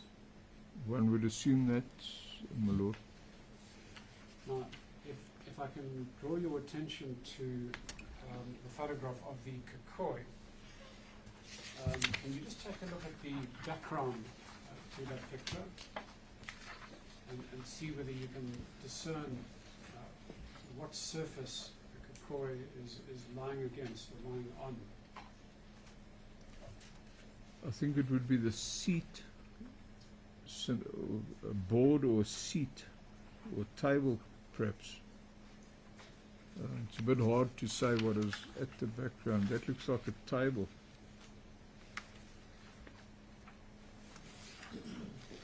Do you recall what the floor, what the 10th and 9th floor looked like in those days? The floor. Of the 10th floor of John Foster Square? I do, my lord. It was blue. Is it vinyl? Lino. Not certain what they call those floors. It's polished every day. It's to shine like you can't believe. Yes. So now take another look at This would actually look like that floor. Come to think of it. Yes, it is. That's the floor.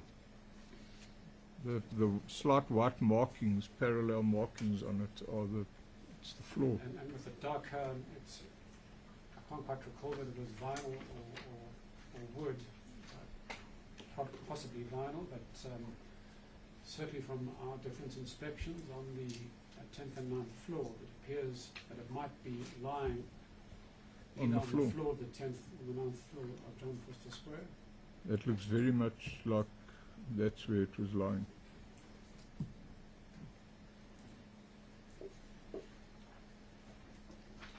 Thank you, Mr. Erasmus. Typically, at night time, on the 9th and 10th floors of John Foster Square, would there be people up there? Would there be like a nighttime shift, or would officers simply be there as and when they needed to be? This is after hours, nighttime. The investigation branch were a continual pain in a certain part of the anatomy, because if you had the keys of the building, which I already described to the court every 5th week, you'd want to get home, or you maybe had to pick up your wife or something, and the 10th floor would be working late, in which case you had to wait there until their majesties descended down and said, okay, now you can lock the building, which took the best part of half an hour, my lord, or longer. It was a process that had to be followed in a certain order, otherwise you stood the risk of locking yourself out or whatever. And the other factor was the lifts. There was a lot of cases where guys in those circumstances found themselves locked in the lift on their own and had to spend the night there. So am I right in saying that certainly on those floors, the two security branch floors, there was no nighttime shift per se, but officers would have been there as and when they needed to be there or wanted to be there at night time? That is correct. And there was some of them there that obviously had their own keys. I did mention yesterday that there was times that we had to go and open the whole building. Something had happened. They'd told everybody to report. There was information that something was going to happen, so they'd place us all on standby, like happened in the state of emergencies. You'd arrive there with the keys, my lord, and the investigation branch was already, the 10th floor was open, the lights were on, the lifts were running, they were there, so they had their own, obviously, set of keys. So, Mr. Rasmus, do you recall, I'm not asking you to recall some 38 years back, but do you recall when and how you came to learn of the death of Dr. Neil Aggett? Sure. If I recall, I think it was a Sunday. I heard about it on the Monday morning when I got to work. I heard about it at the coffee table in the morning. Which coffee table was that? At the coffee table, my lord. Our day started in the security branch with the whole staff would get together. Something which still fascinates me to this day is they'd open with a prayer, which was totally incongruous to what was actually happening. But they did that at every police place in the country. And then you were given information, sometimes addressed by the senior officer, which would be, in the latter years, General Erasmus or one of the brigadiers.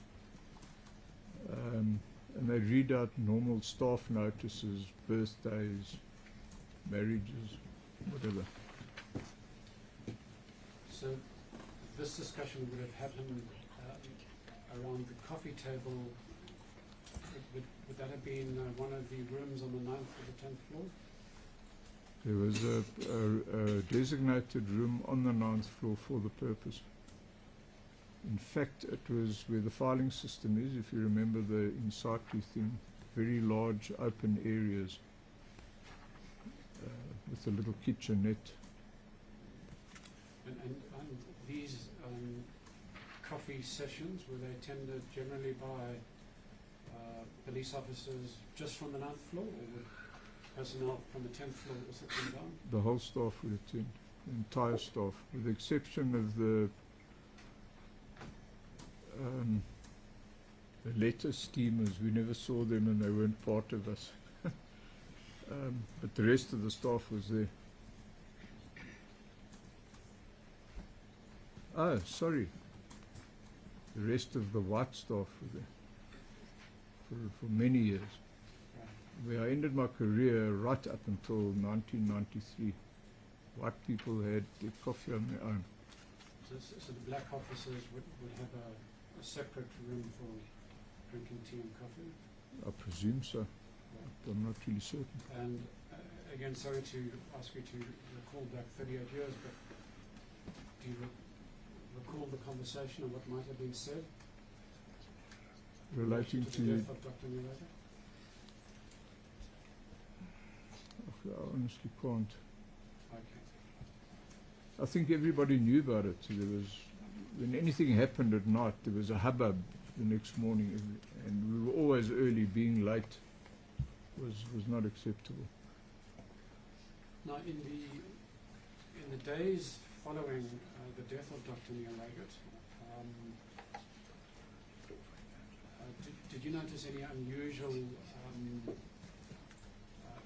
happenings on the 9th or 10th floor? For example, were there any sudden transfers of security branch officers to other places? I couldn't say with any definite. I'm certain I would have remembered something like that. I would say no, nothing out of the ordinary. Right. my learned friend for Mr. Deercliffs and Mr. Fenter posed questions to you around the role that the security branch was playing as in applying the law and securing convictions, and you were asked about the professional conduct of security branch members at that time.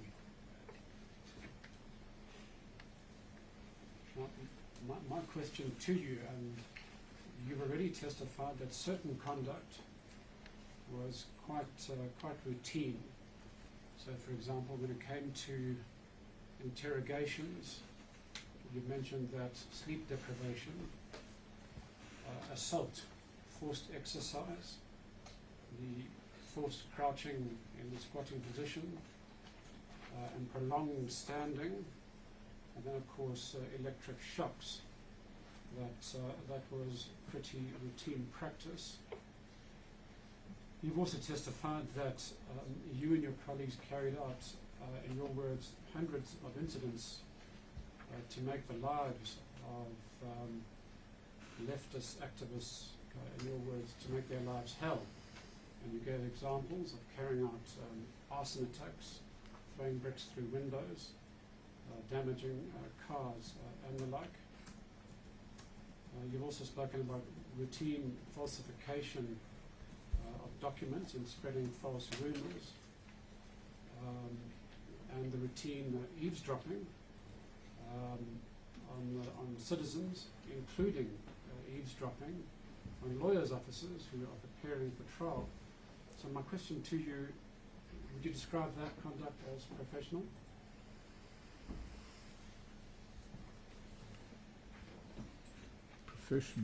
Professional. That was our job. That was your job. Well, let me put it to you another way. You and your colleagues may have been good at doing those sorts of things, but was it professional conduct? Retrospectively, definitely not, my lord. It was bizarre, and I often found it difficult to even explain to people that this is how things worked at that time. Like I say, retrospectively. And it was certainly expected of you to act in that way. And indeed, when you did act in that way and achieve good results, you were commended.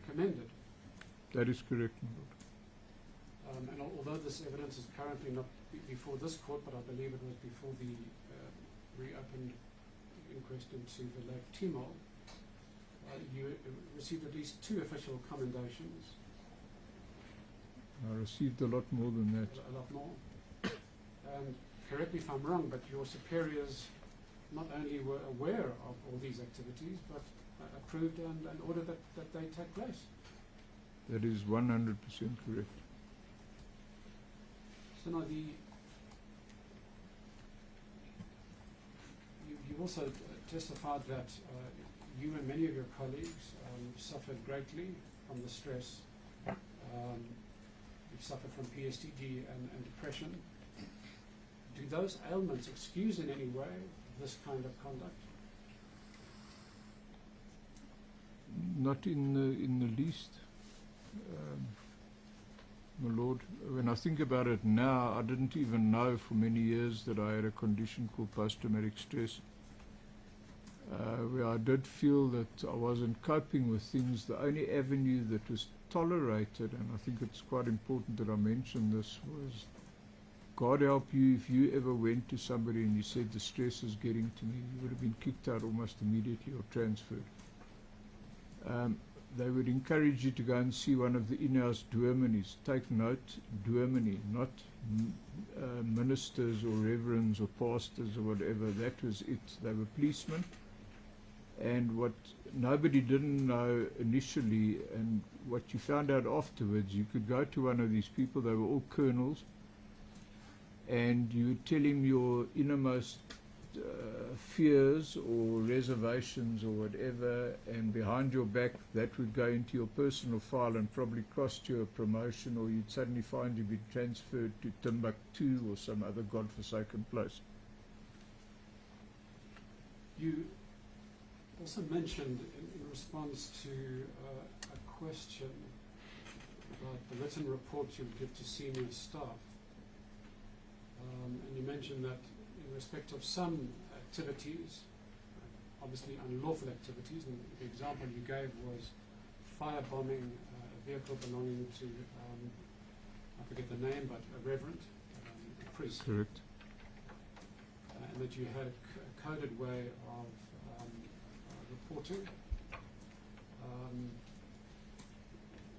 Were you suggesting that your superiors didn't know that you would, for example, be firebombing that vehicle because you didn't write it down in the most blunt and blatant terms? Well, many of the stuff, my lord, came out in the newspapers the following day, and sometimes you could be asked, or somebody would just come up to you at a bra or something and say, "Mooi werk," of "Hou dit aan," like. They loved these type of things. Invariably ended up around the bra fire, where, especially if there was a funny element in it, a lot of mirth, and some of the stunts that went down were quite notable.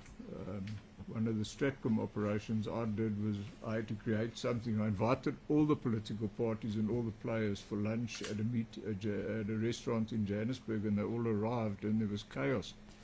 Yeah, the AWB there, together with Joe Slover, I think, attended, and that was talked about at police bras for a long time after that, where I would get a pat on the back and say, "You know, we enjoyed that little stunt, wonderful stuff."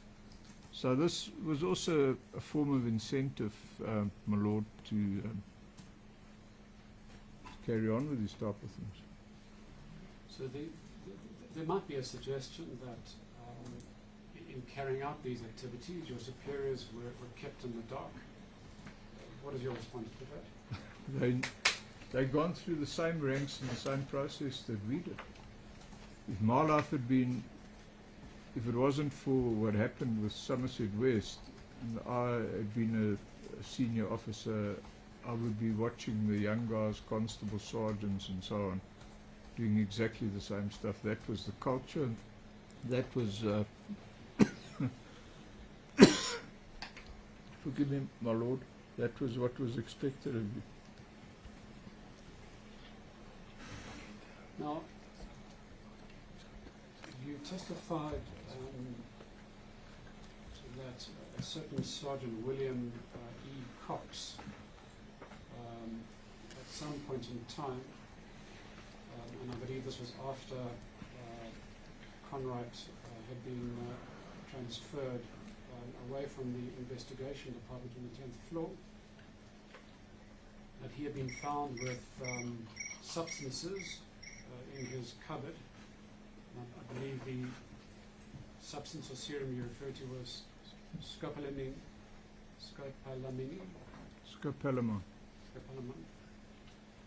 And as a result of that discovery, the new head of the investigation department on the 10th floor had him transferred to Hillbrow police station almost immediately. That is correct, my lord.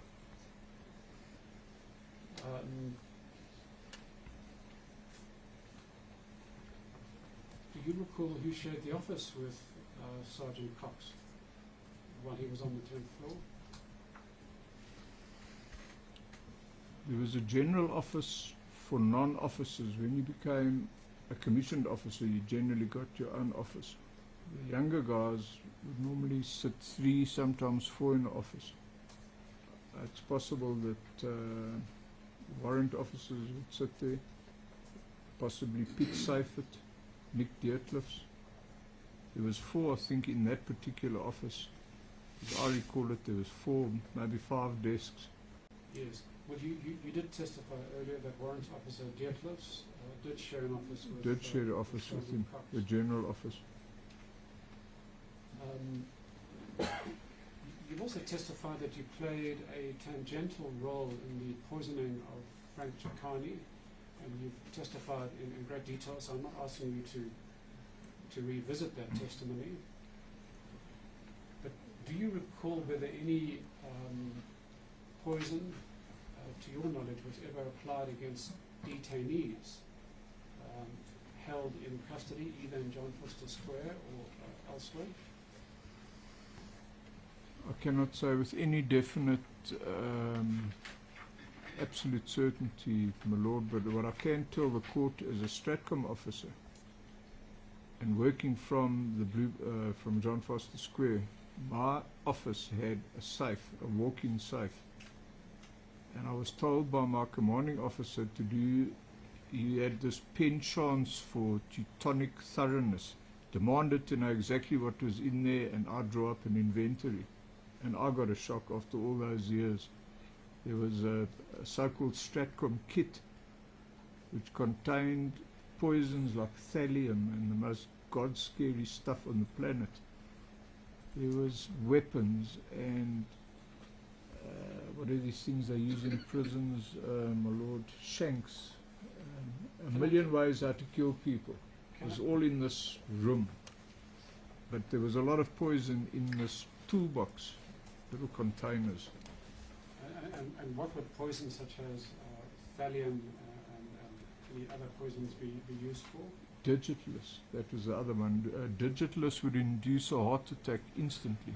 If you had to put it on a needle, and it was used by the KGB on several occasions, you'd simply walk past the person and bump that needle, and the stuff would enter their blood, my lord, and they would collapse with a heart attack. And the beauty of it was that it wouldn't be picked up unless you were specifically looking for it or believed this person had been poisoned. So it was aimed at assassinating individuals, but to give the appearance that it was some disease such as a heart attack or a stroke or whatever. That is correct, my lord. You were also asked a question in relation to whether there was any action taken when you and your colleagues would hear screaming on the 10th floor, or the 9th floor for that matter, and you responded that certainly at that time that was not your business. We then asked for an example of anyone who might have squealed, and you gave the example of Colonel Kutsia, who wanted to expose the theft out of the security branch's secret fund. And that was a useful example, but it wasn't an example of a security branch officer squealing on another security branch officer who had tortured a detainee. Do I hear you am I correct in saying that you have no such examples? I have no such examples. I think people that weren't trusted were immediately or identified rather quickly. If you voiced an opinion that, oh, I could never torture somebody, somebody would tell the right person, and that person would be moved possibly to an admin section or possibly even right out of the security branch. So at that time, would there have been some kind of prevailing culture, perhaps a brotherhood amongst the security branch officers, that you don't squeal on each other? That is 100% most definite. That's how it worked. Was it ever described as some kind of unwritten or golden rule? The journalist Jacques Pau called it the heart of the whore. There was this structures within structures, wheels within wheels, this little unit in the middle of, I described it yesterday as a naughty boy, the naughty boys. These were people that, if you went to a certain division, you could rely on somebody there to cover up for you, protect you. That's how it worked. And do you think that this unwritten rule continues to the present day?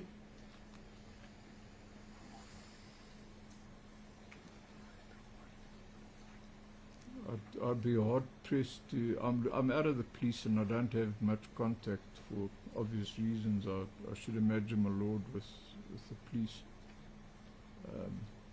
I would regard it as possible. Thank you, Mr. Erasmus. No further questions, Lord. So that's my suggestion. Two questions.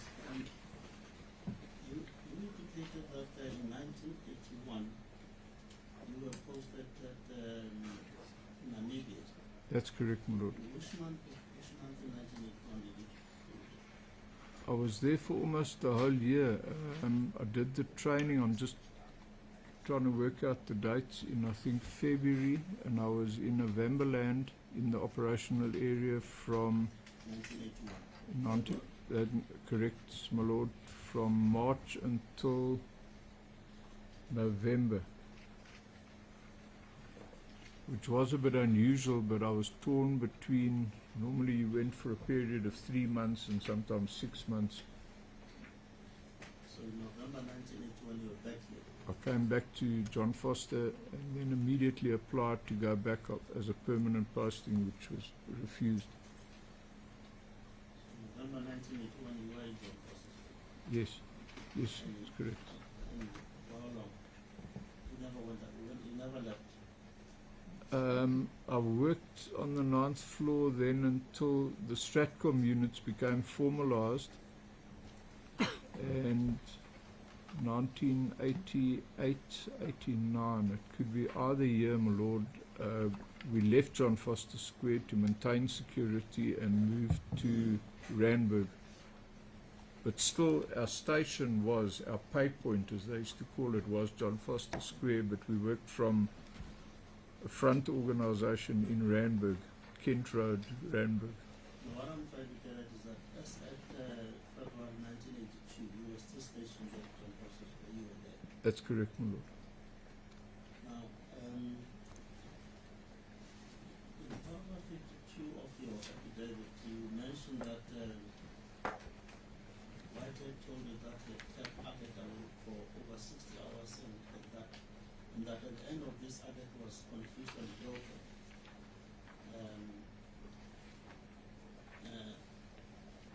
And then he says that Aggett wrote his statement whilst playing music or something. Did you understand that it was immediately after the 60 hours that he then gave you a paper to write the statement? I did, that was my assumption, my lord. That's correct. He'd, in other words, been kept awake for 60 hours, broken, and said, okay, give me pen and paper, I'm going to confess, and then written a statement. Now, this would have been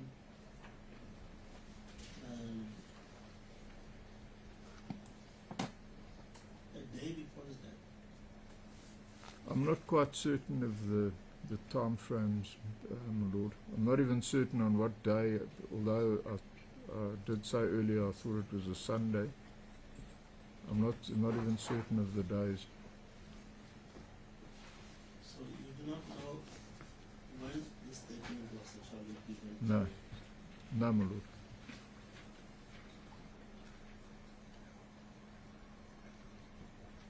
But on paragraph 51 you say the following.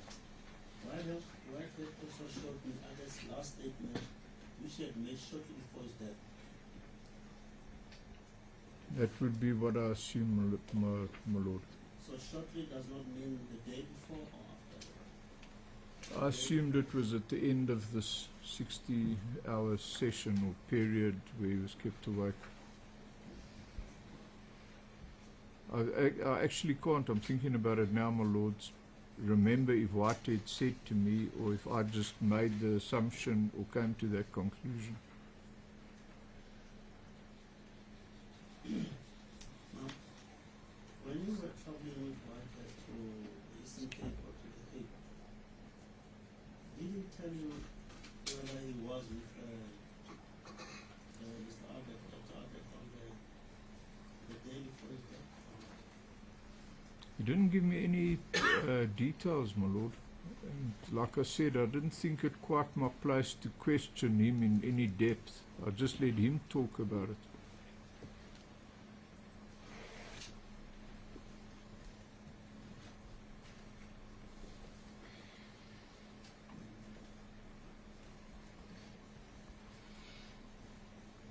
Now,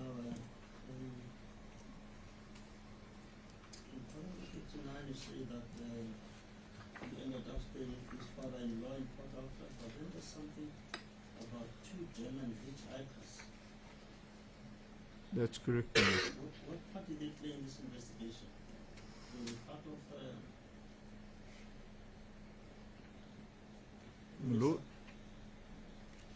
My lord, it was just in the narrative of exactly what happened on that trip. We picked them up, I think, at Fort Beaufort, if my memory serves me correct.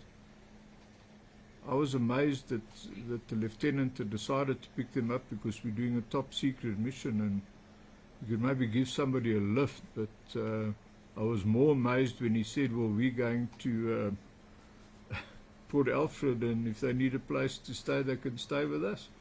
And the next thing, there was meat and we were partying. With them? With them. You've seen them for the first time? For the first time. They'd been in South Africa, if I remember, 2 or 3 days, and making their way down to meet, they said, which immediately got us interested. They're going to meet some human rights guy in the Eastern Cape. So that immediately made them of security interest, but still, I was aware, I don't know how Whitehead thought about it, I certainly was. This had nothing to do with our function. Our mission was X, Y, and Z, and yeah, we're getting sidetracked now with these 2 girls because Whitehead wanted to party.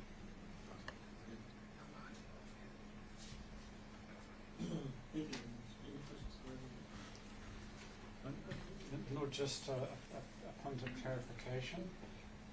Lord, the evidence on the 60 hours, the so-called long weekend, the evidence that emerged in the first inquest is that took place between the 28th and the 31st of January 1982, Thursday to Sunday.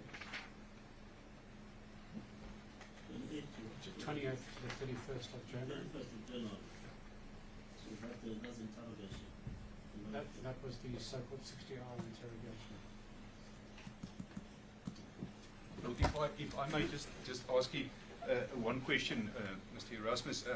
I've actually just now read the statement that Lieutenant Whitehead gave in the first inquest, and he indicated that he finalized the statement with Dr. Aggett on the 1st of February, the 2nd of February, the 3rd of February, and the 4th of February.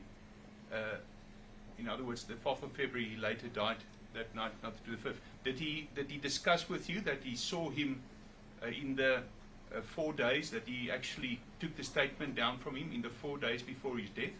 No, he didn't discuss it in any depth at all. His point to me was a sense that he seemed to be wrestling with this thing about why Dr. Aggett had written that first line in what I understood to be he wanted to make this statement. And then possibly, as I mentioned, to make a point or convey something, he breaks away from whatever the lieutenant told him. This is how you write a statement. I don't know if Dr. Aggett knew how to write a formal statement. But he starts off paragraph 1, if I recall, I'm a communist and whatever, adhere to the Marxist philosophy. I wonder even if I read the rest of the statement. I'm certain I might have remembered more. Thank you, my Lord. I just wanted to point out that. My Lord, just one question. Yeah. Sir, was it ever discussed when the death of Dr. Neil Aggett was discussed in the coffee room, how he got the kukoi, or how the kukoi ended in his room? No, that wouldn't have been the place that something like that would have been discussed, because the entire staff was sitting there. Once again, sir, just that point about not necessarily the need to know, but it wasn't in anybody's interest to have all these details, placed almost into the open. So nothing was said about the kukoi or how it would have ended in his cell? I think it would have just been the most senior person always made those type of announcements. Probably the brigadier or the general would have just said one of our detainees or one of the detainees, Dr. Aggett, hung himself last night. And if there was any instructions, I think possibly there would have been the instruction. Come to think of it now, that we're not under any circumstances to discuss it with informers or anybody. Just sit tight. Don't say anything. Yes. Do you know whether any inquiry was done to investigate how this Kikoi ended up in the cell? I'm not aware of that. Thank you, madam. Tell me, was Mr. Whitehead there in the morning of the coffin when this was disclosed? I can't remember, my lord. I really can't remember. That you never saw him later? I only really took notice of him when he came to me about this trip. I was actually surprised to walk into my office and there he was sitting, and I remember this very clearly, with a cigarette in his mouth. He was sitting on my table and being as friendly as anything. I don't think I'd ever even spoken to him before. In fact, I was hostile to him, and he said to me, "You can call me Steve," and I insisted on calling him Lieutenant, which was just our way of showing we didn't like the fact that he was a lieutenant. In retrospect, I should have thrown him out of the office, but anyway, that's another point. My lord. But that would have been that would have been days after his death. After Neil's death, that would have been sent to Inquest. Can't remember, my lord. I do have record of that in my casebook, but I don't remember now as I'm sitting here. I don't remember the dates. I did record that trip, and the two hitchhikers are also reflected in my casebook. And there's a photo of Mr. Whitehead with the two hitchhikers. Well, in your statement, I think about the Somerset West invasion, you say you went there on the 4th of March 1992. Yes. So that makes it roughly a month. No. Thank you. Excuse me. Thank you.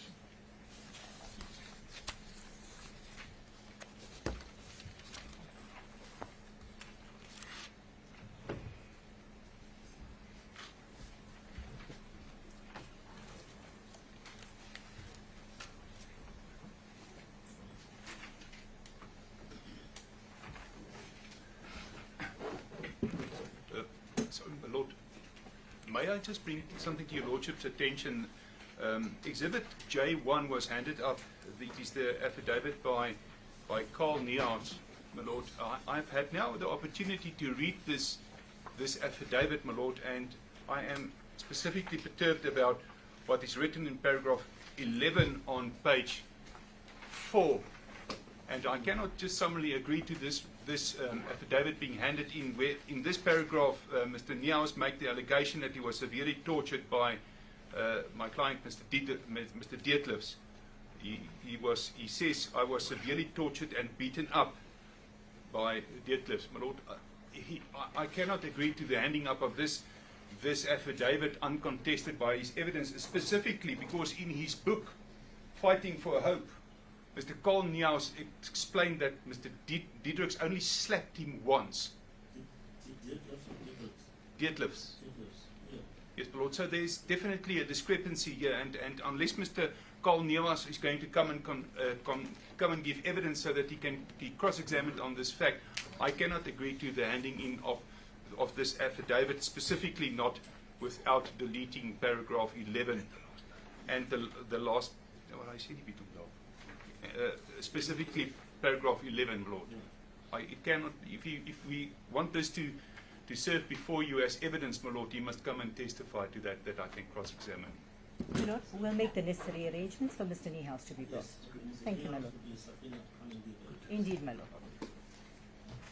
My lord, then, before we proceed to call our witness, Professor Aziz Haroon, just to update his lordship about the arrangements regarding the reel and the Nagra machine, whilst the witness is still here.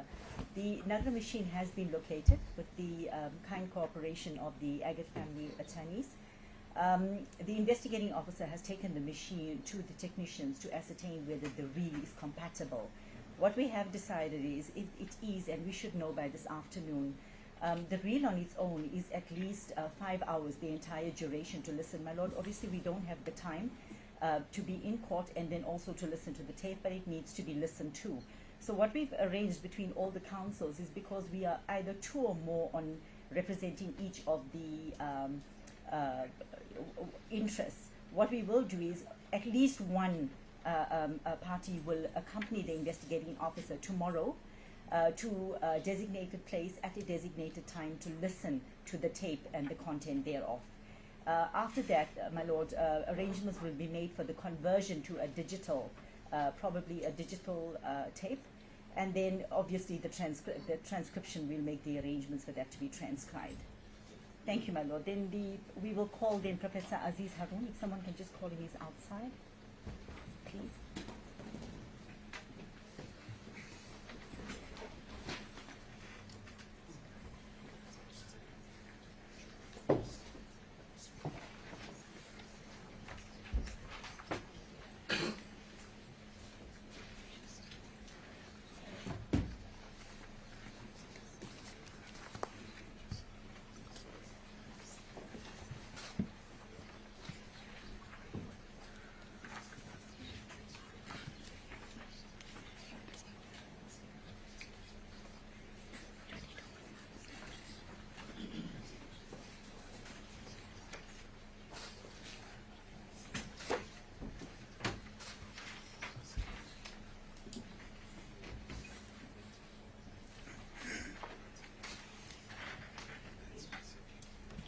State your full names and surname.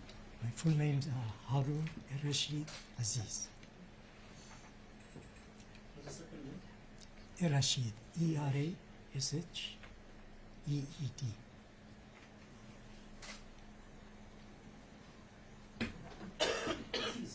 Yes. Do you have any objection to taking the oath? No, ma'am. Do you say that the evidence about to give the truth, the whole truth, and nothing but the truth? Yes. So, raise your hand and say so prepared. Sir. Evidence coming. Thank you, my lord. Professor, you have a simple request that you be referred to as Mr. rather than by your title, am I correct? Yes. Sir, you have your statement in front of you. I've just placed it there in front of you. Do you see it? Is it not there?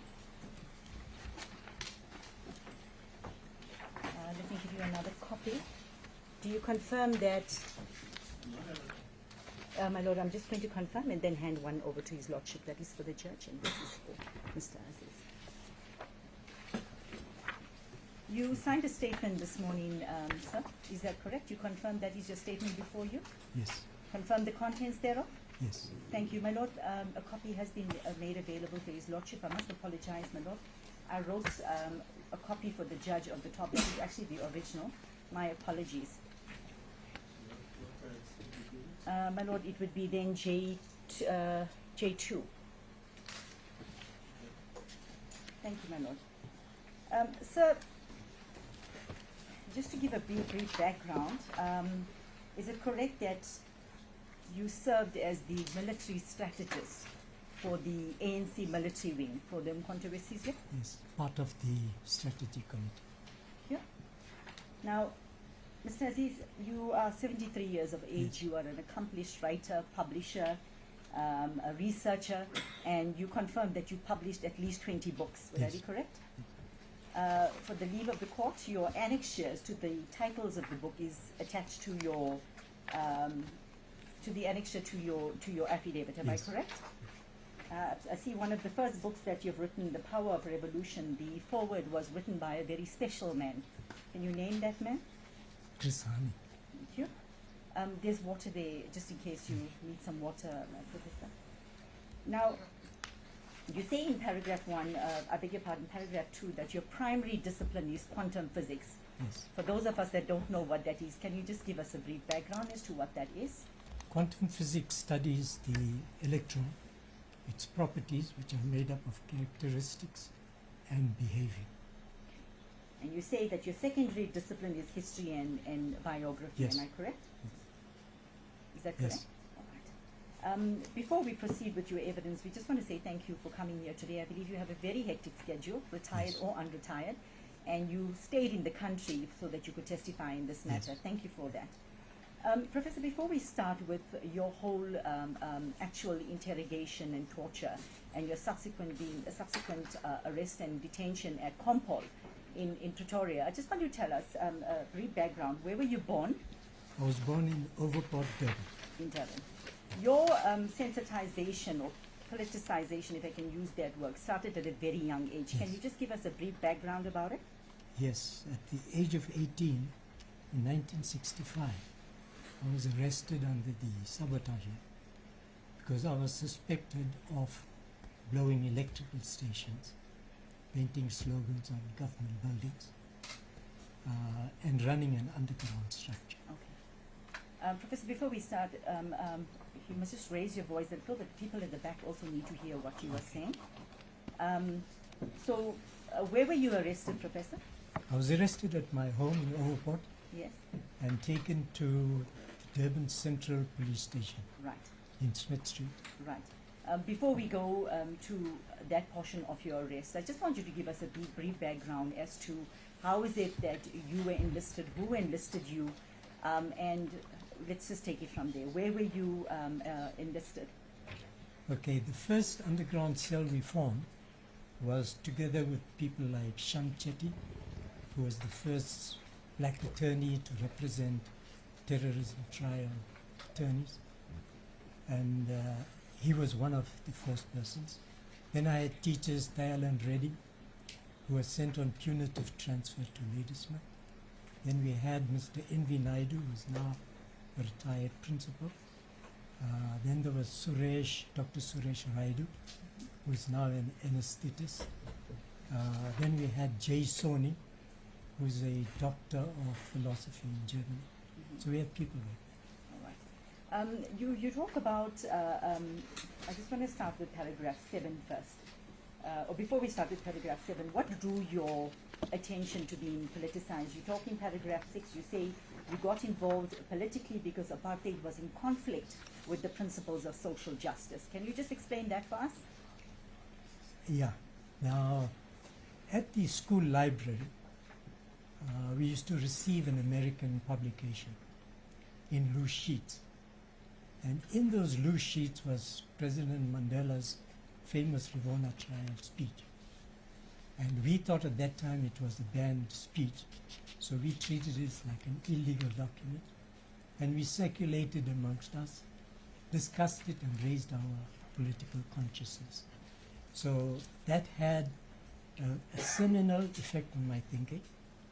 And prior to that was the Sharpeville Massacre, which horrified the whole world. And so that was a very conscientizing for me.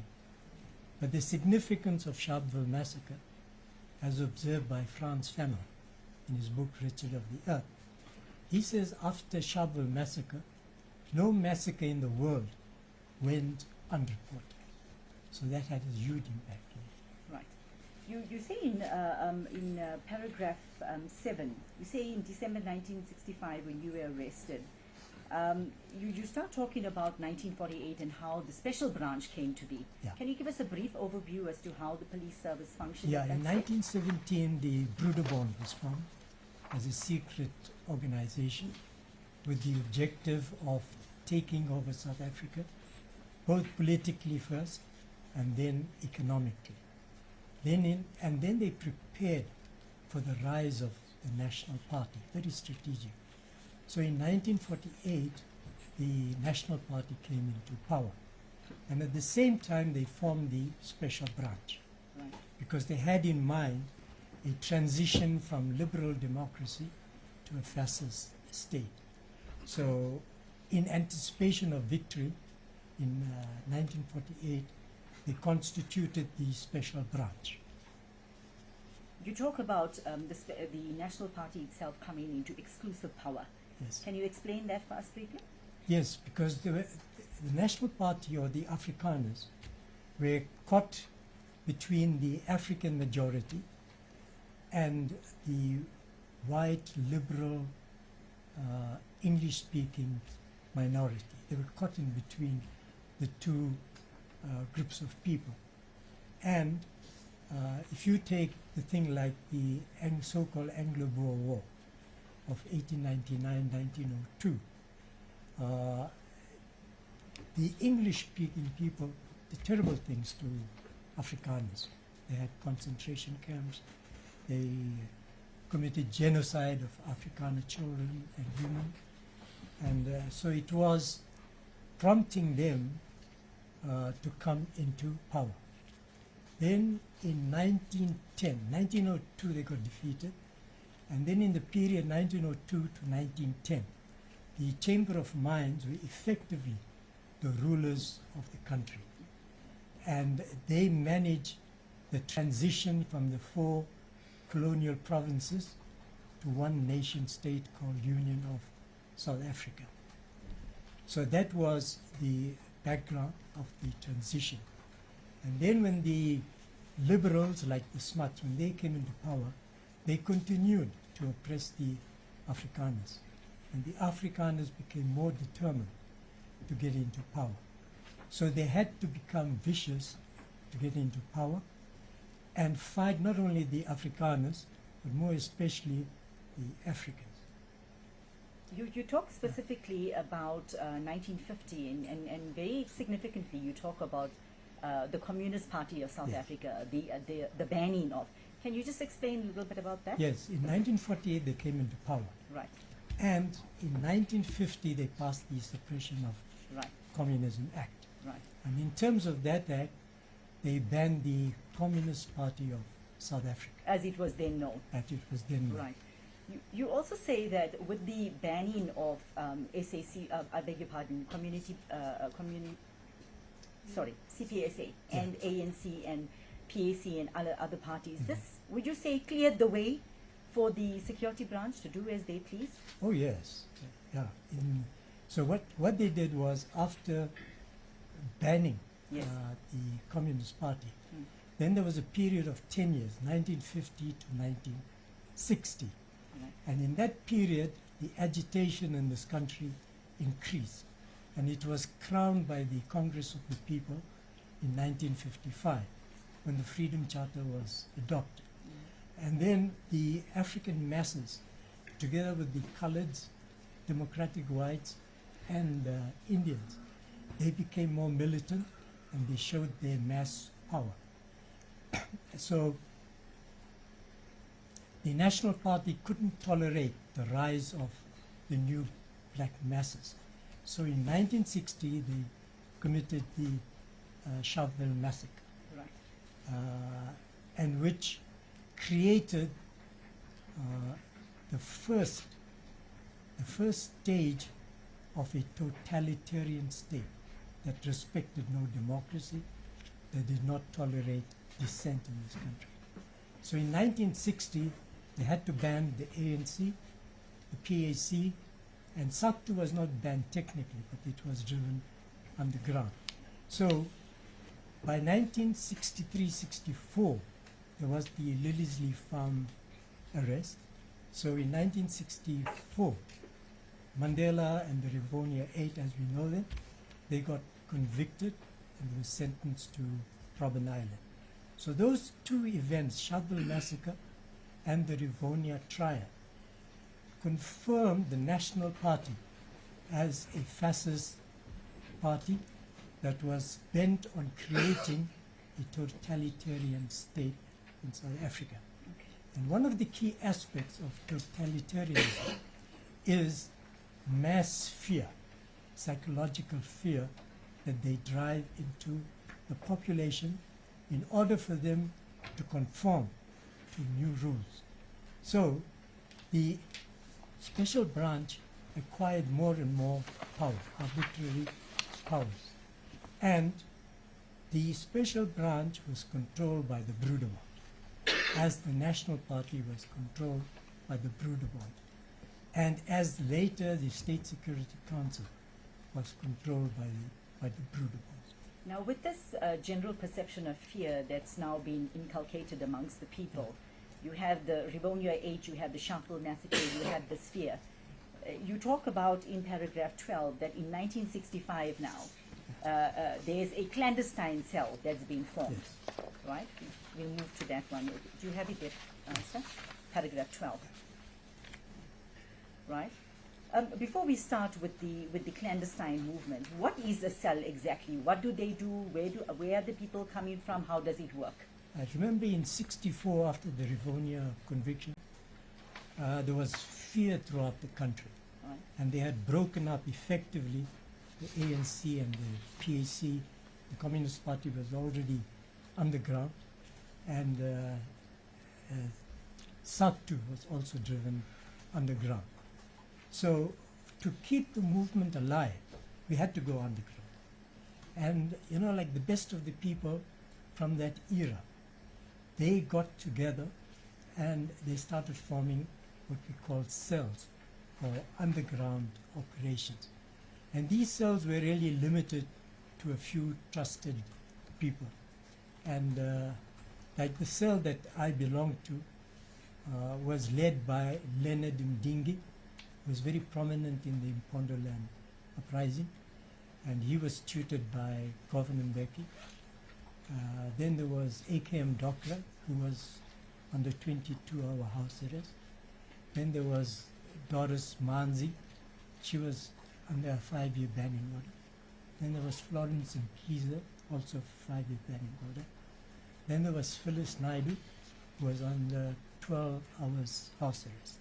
So this was the core group that I had belonged to. And in these cells, we discuss what we call NS, national scene, from time to time, which today is the equivalent of the famous SONA. So we went into details discussing the mood of the people. Are the people ready to receive guerrilla fighters in South Africa? Are the people ready for guerrilla warfare? Are they ready to receive caches of armed walkie-talkies, things like that? Things of more of a military nature. So you were gauging whether the people in South Africa were ready for a revolution. Yes. Right. You mentioned that there were quite a few people. Did a cell have a particular person, or did it have to have 1, 2, 3, 4? Did it have a leader? It depended on the area. Right. In a place like Bulwer, which is a rural area, Right. Where Phyllis Naidu was active, you couldn't have too many. So that cell was constituted of about like 2, 3 people.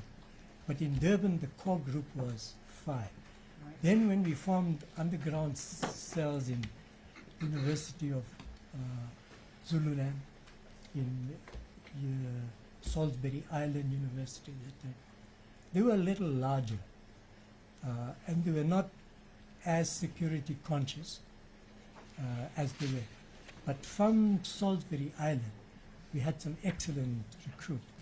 One of them was Abu Bakr Ismail. Abu Bakr Ismail was in charge of the arms, the deployment of special operations based in Zambia.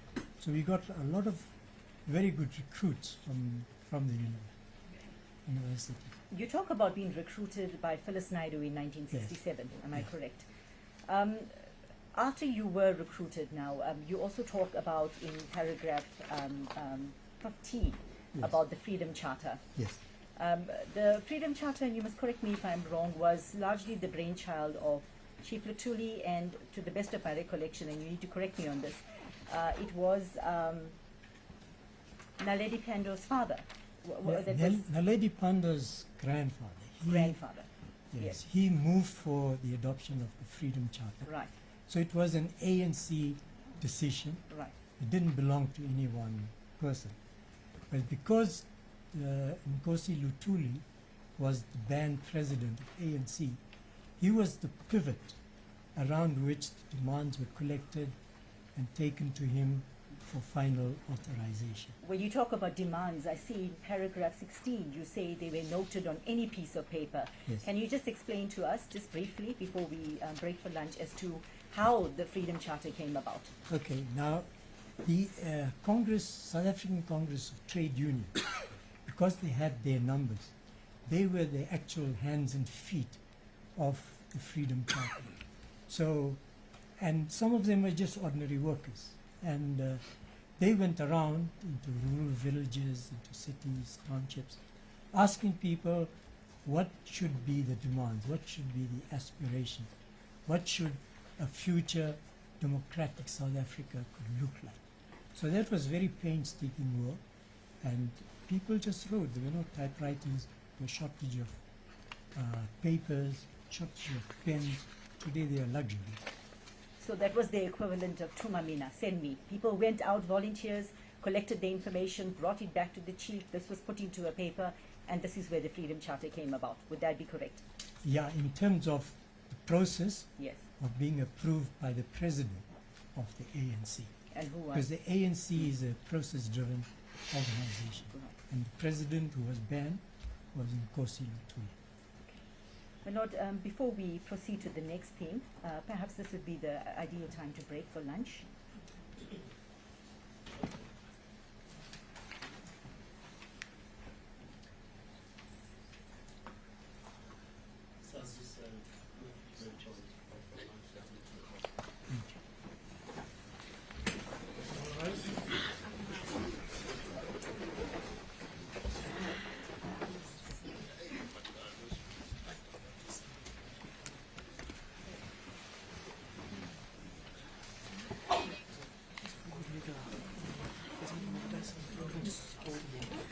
Oh, you want his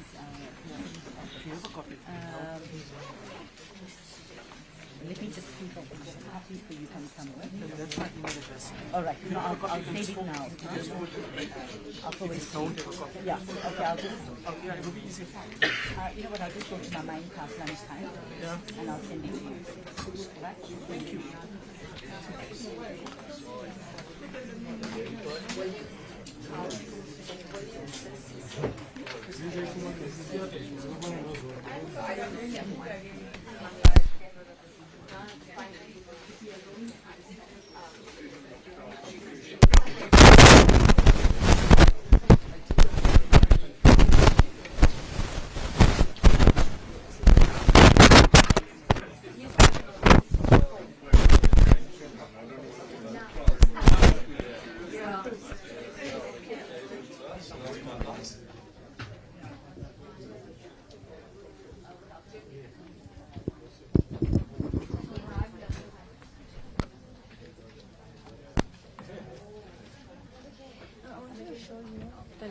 Sound check.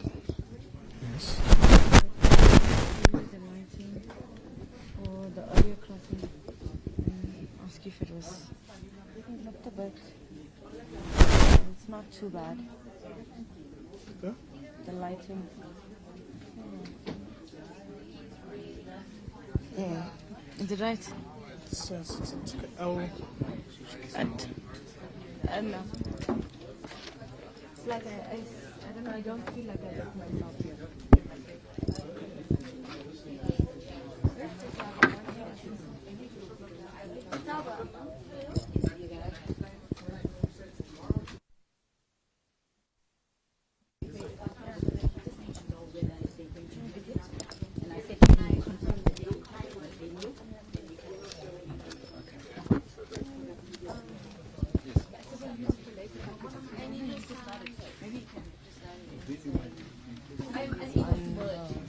Yeah, that's how I'm ending one.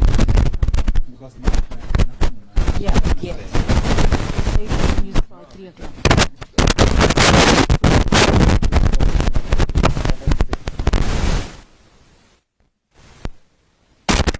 And do I have a glass ball? Should I start? 1 second. Hi. Hello. Hello.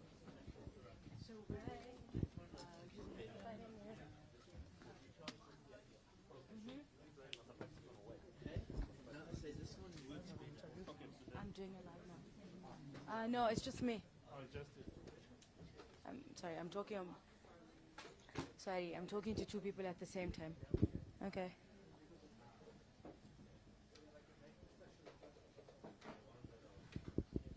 Please. Hello, I can hear you. Can you hear me?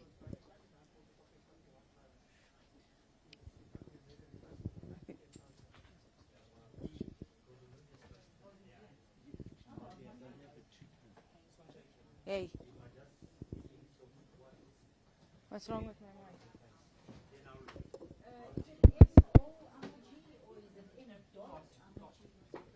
Oh. Can you hear the crackle though? It's a hissing. Oh.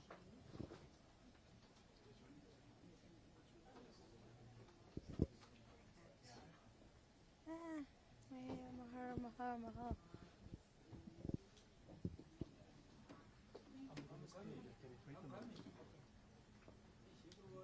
I'm so sorry. It's okay. No, it's fine. Thank you. Let me walk with you. Okay, we're gonna go live in a few seconds, so. I'm giving it to you.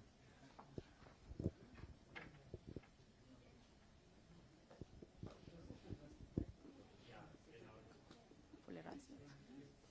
He's professor or doctor? Wow. Okay. So MK strategist.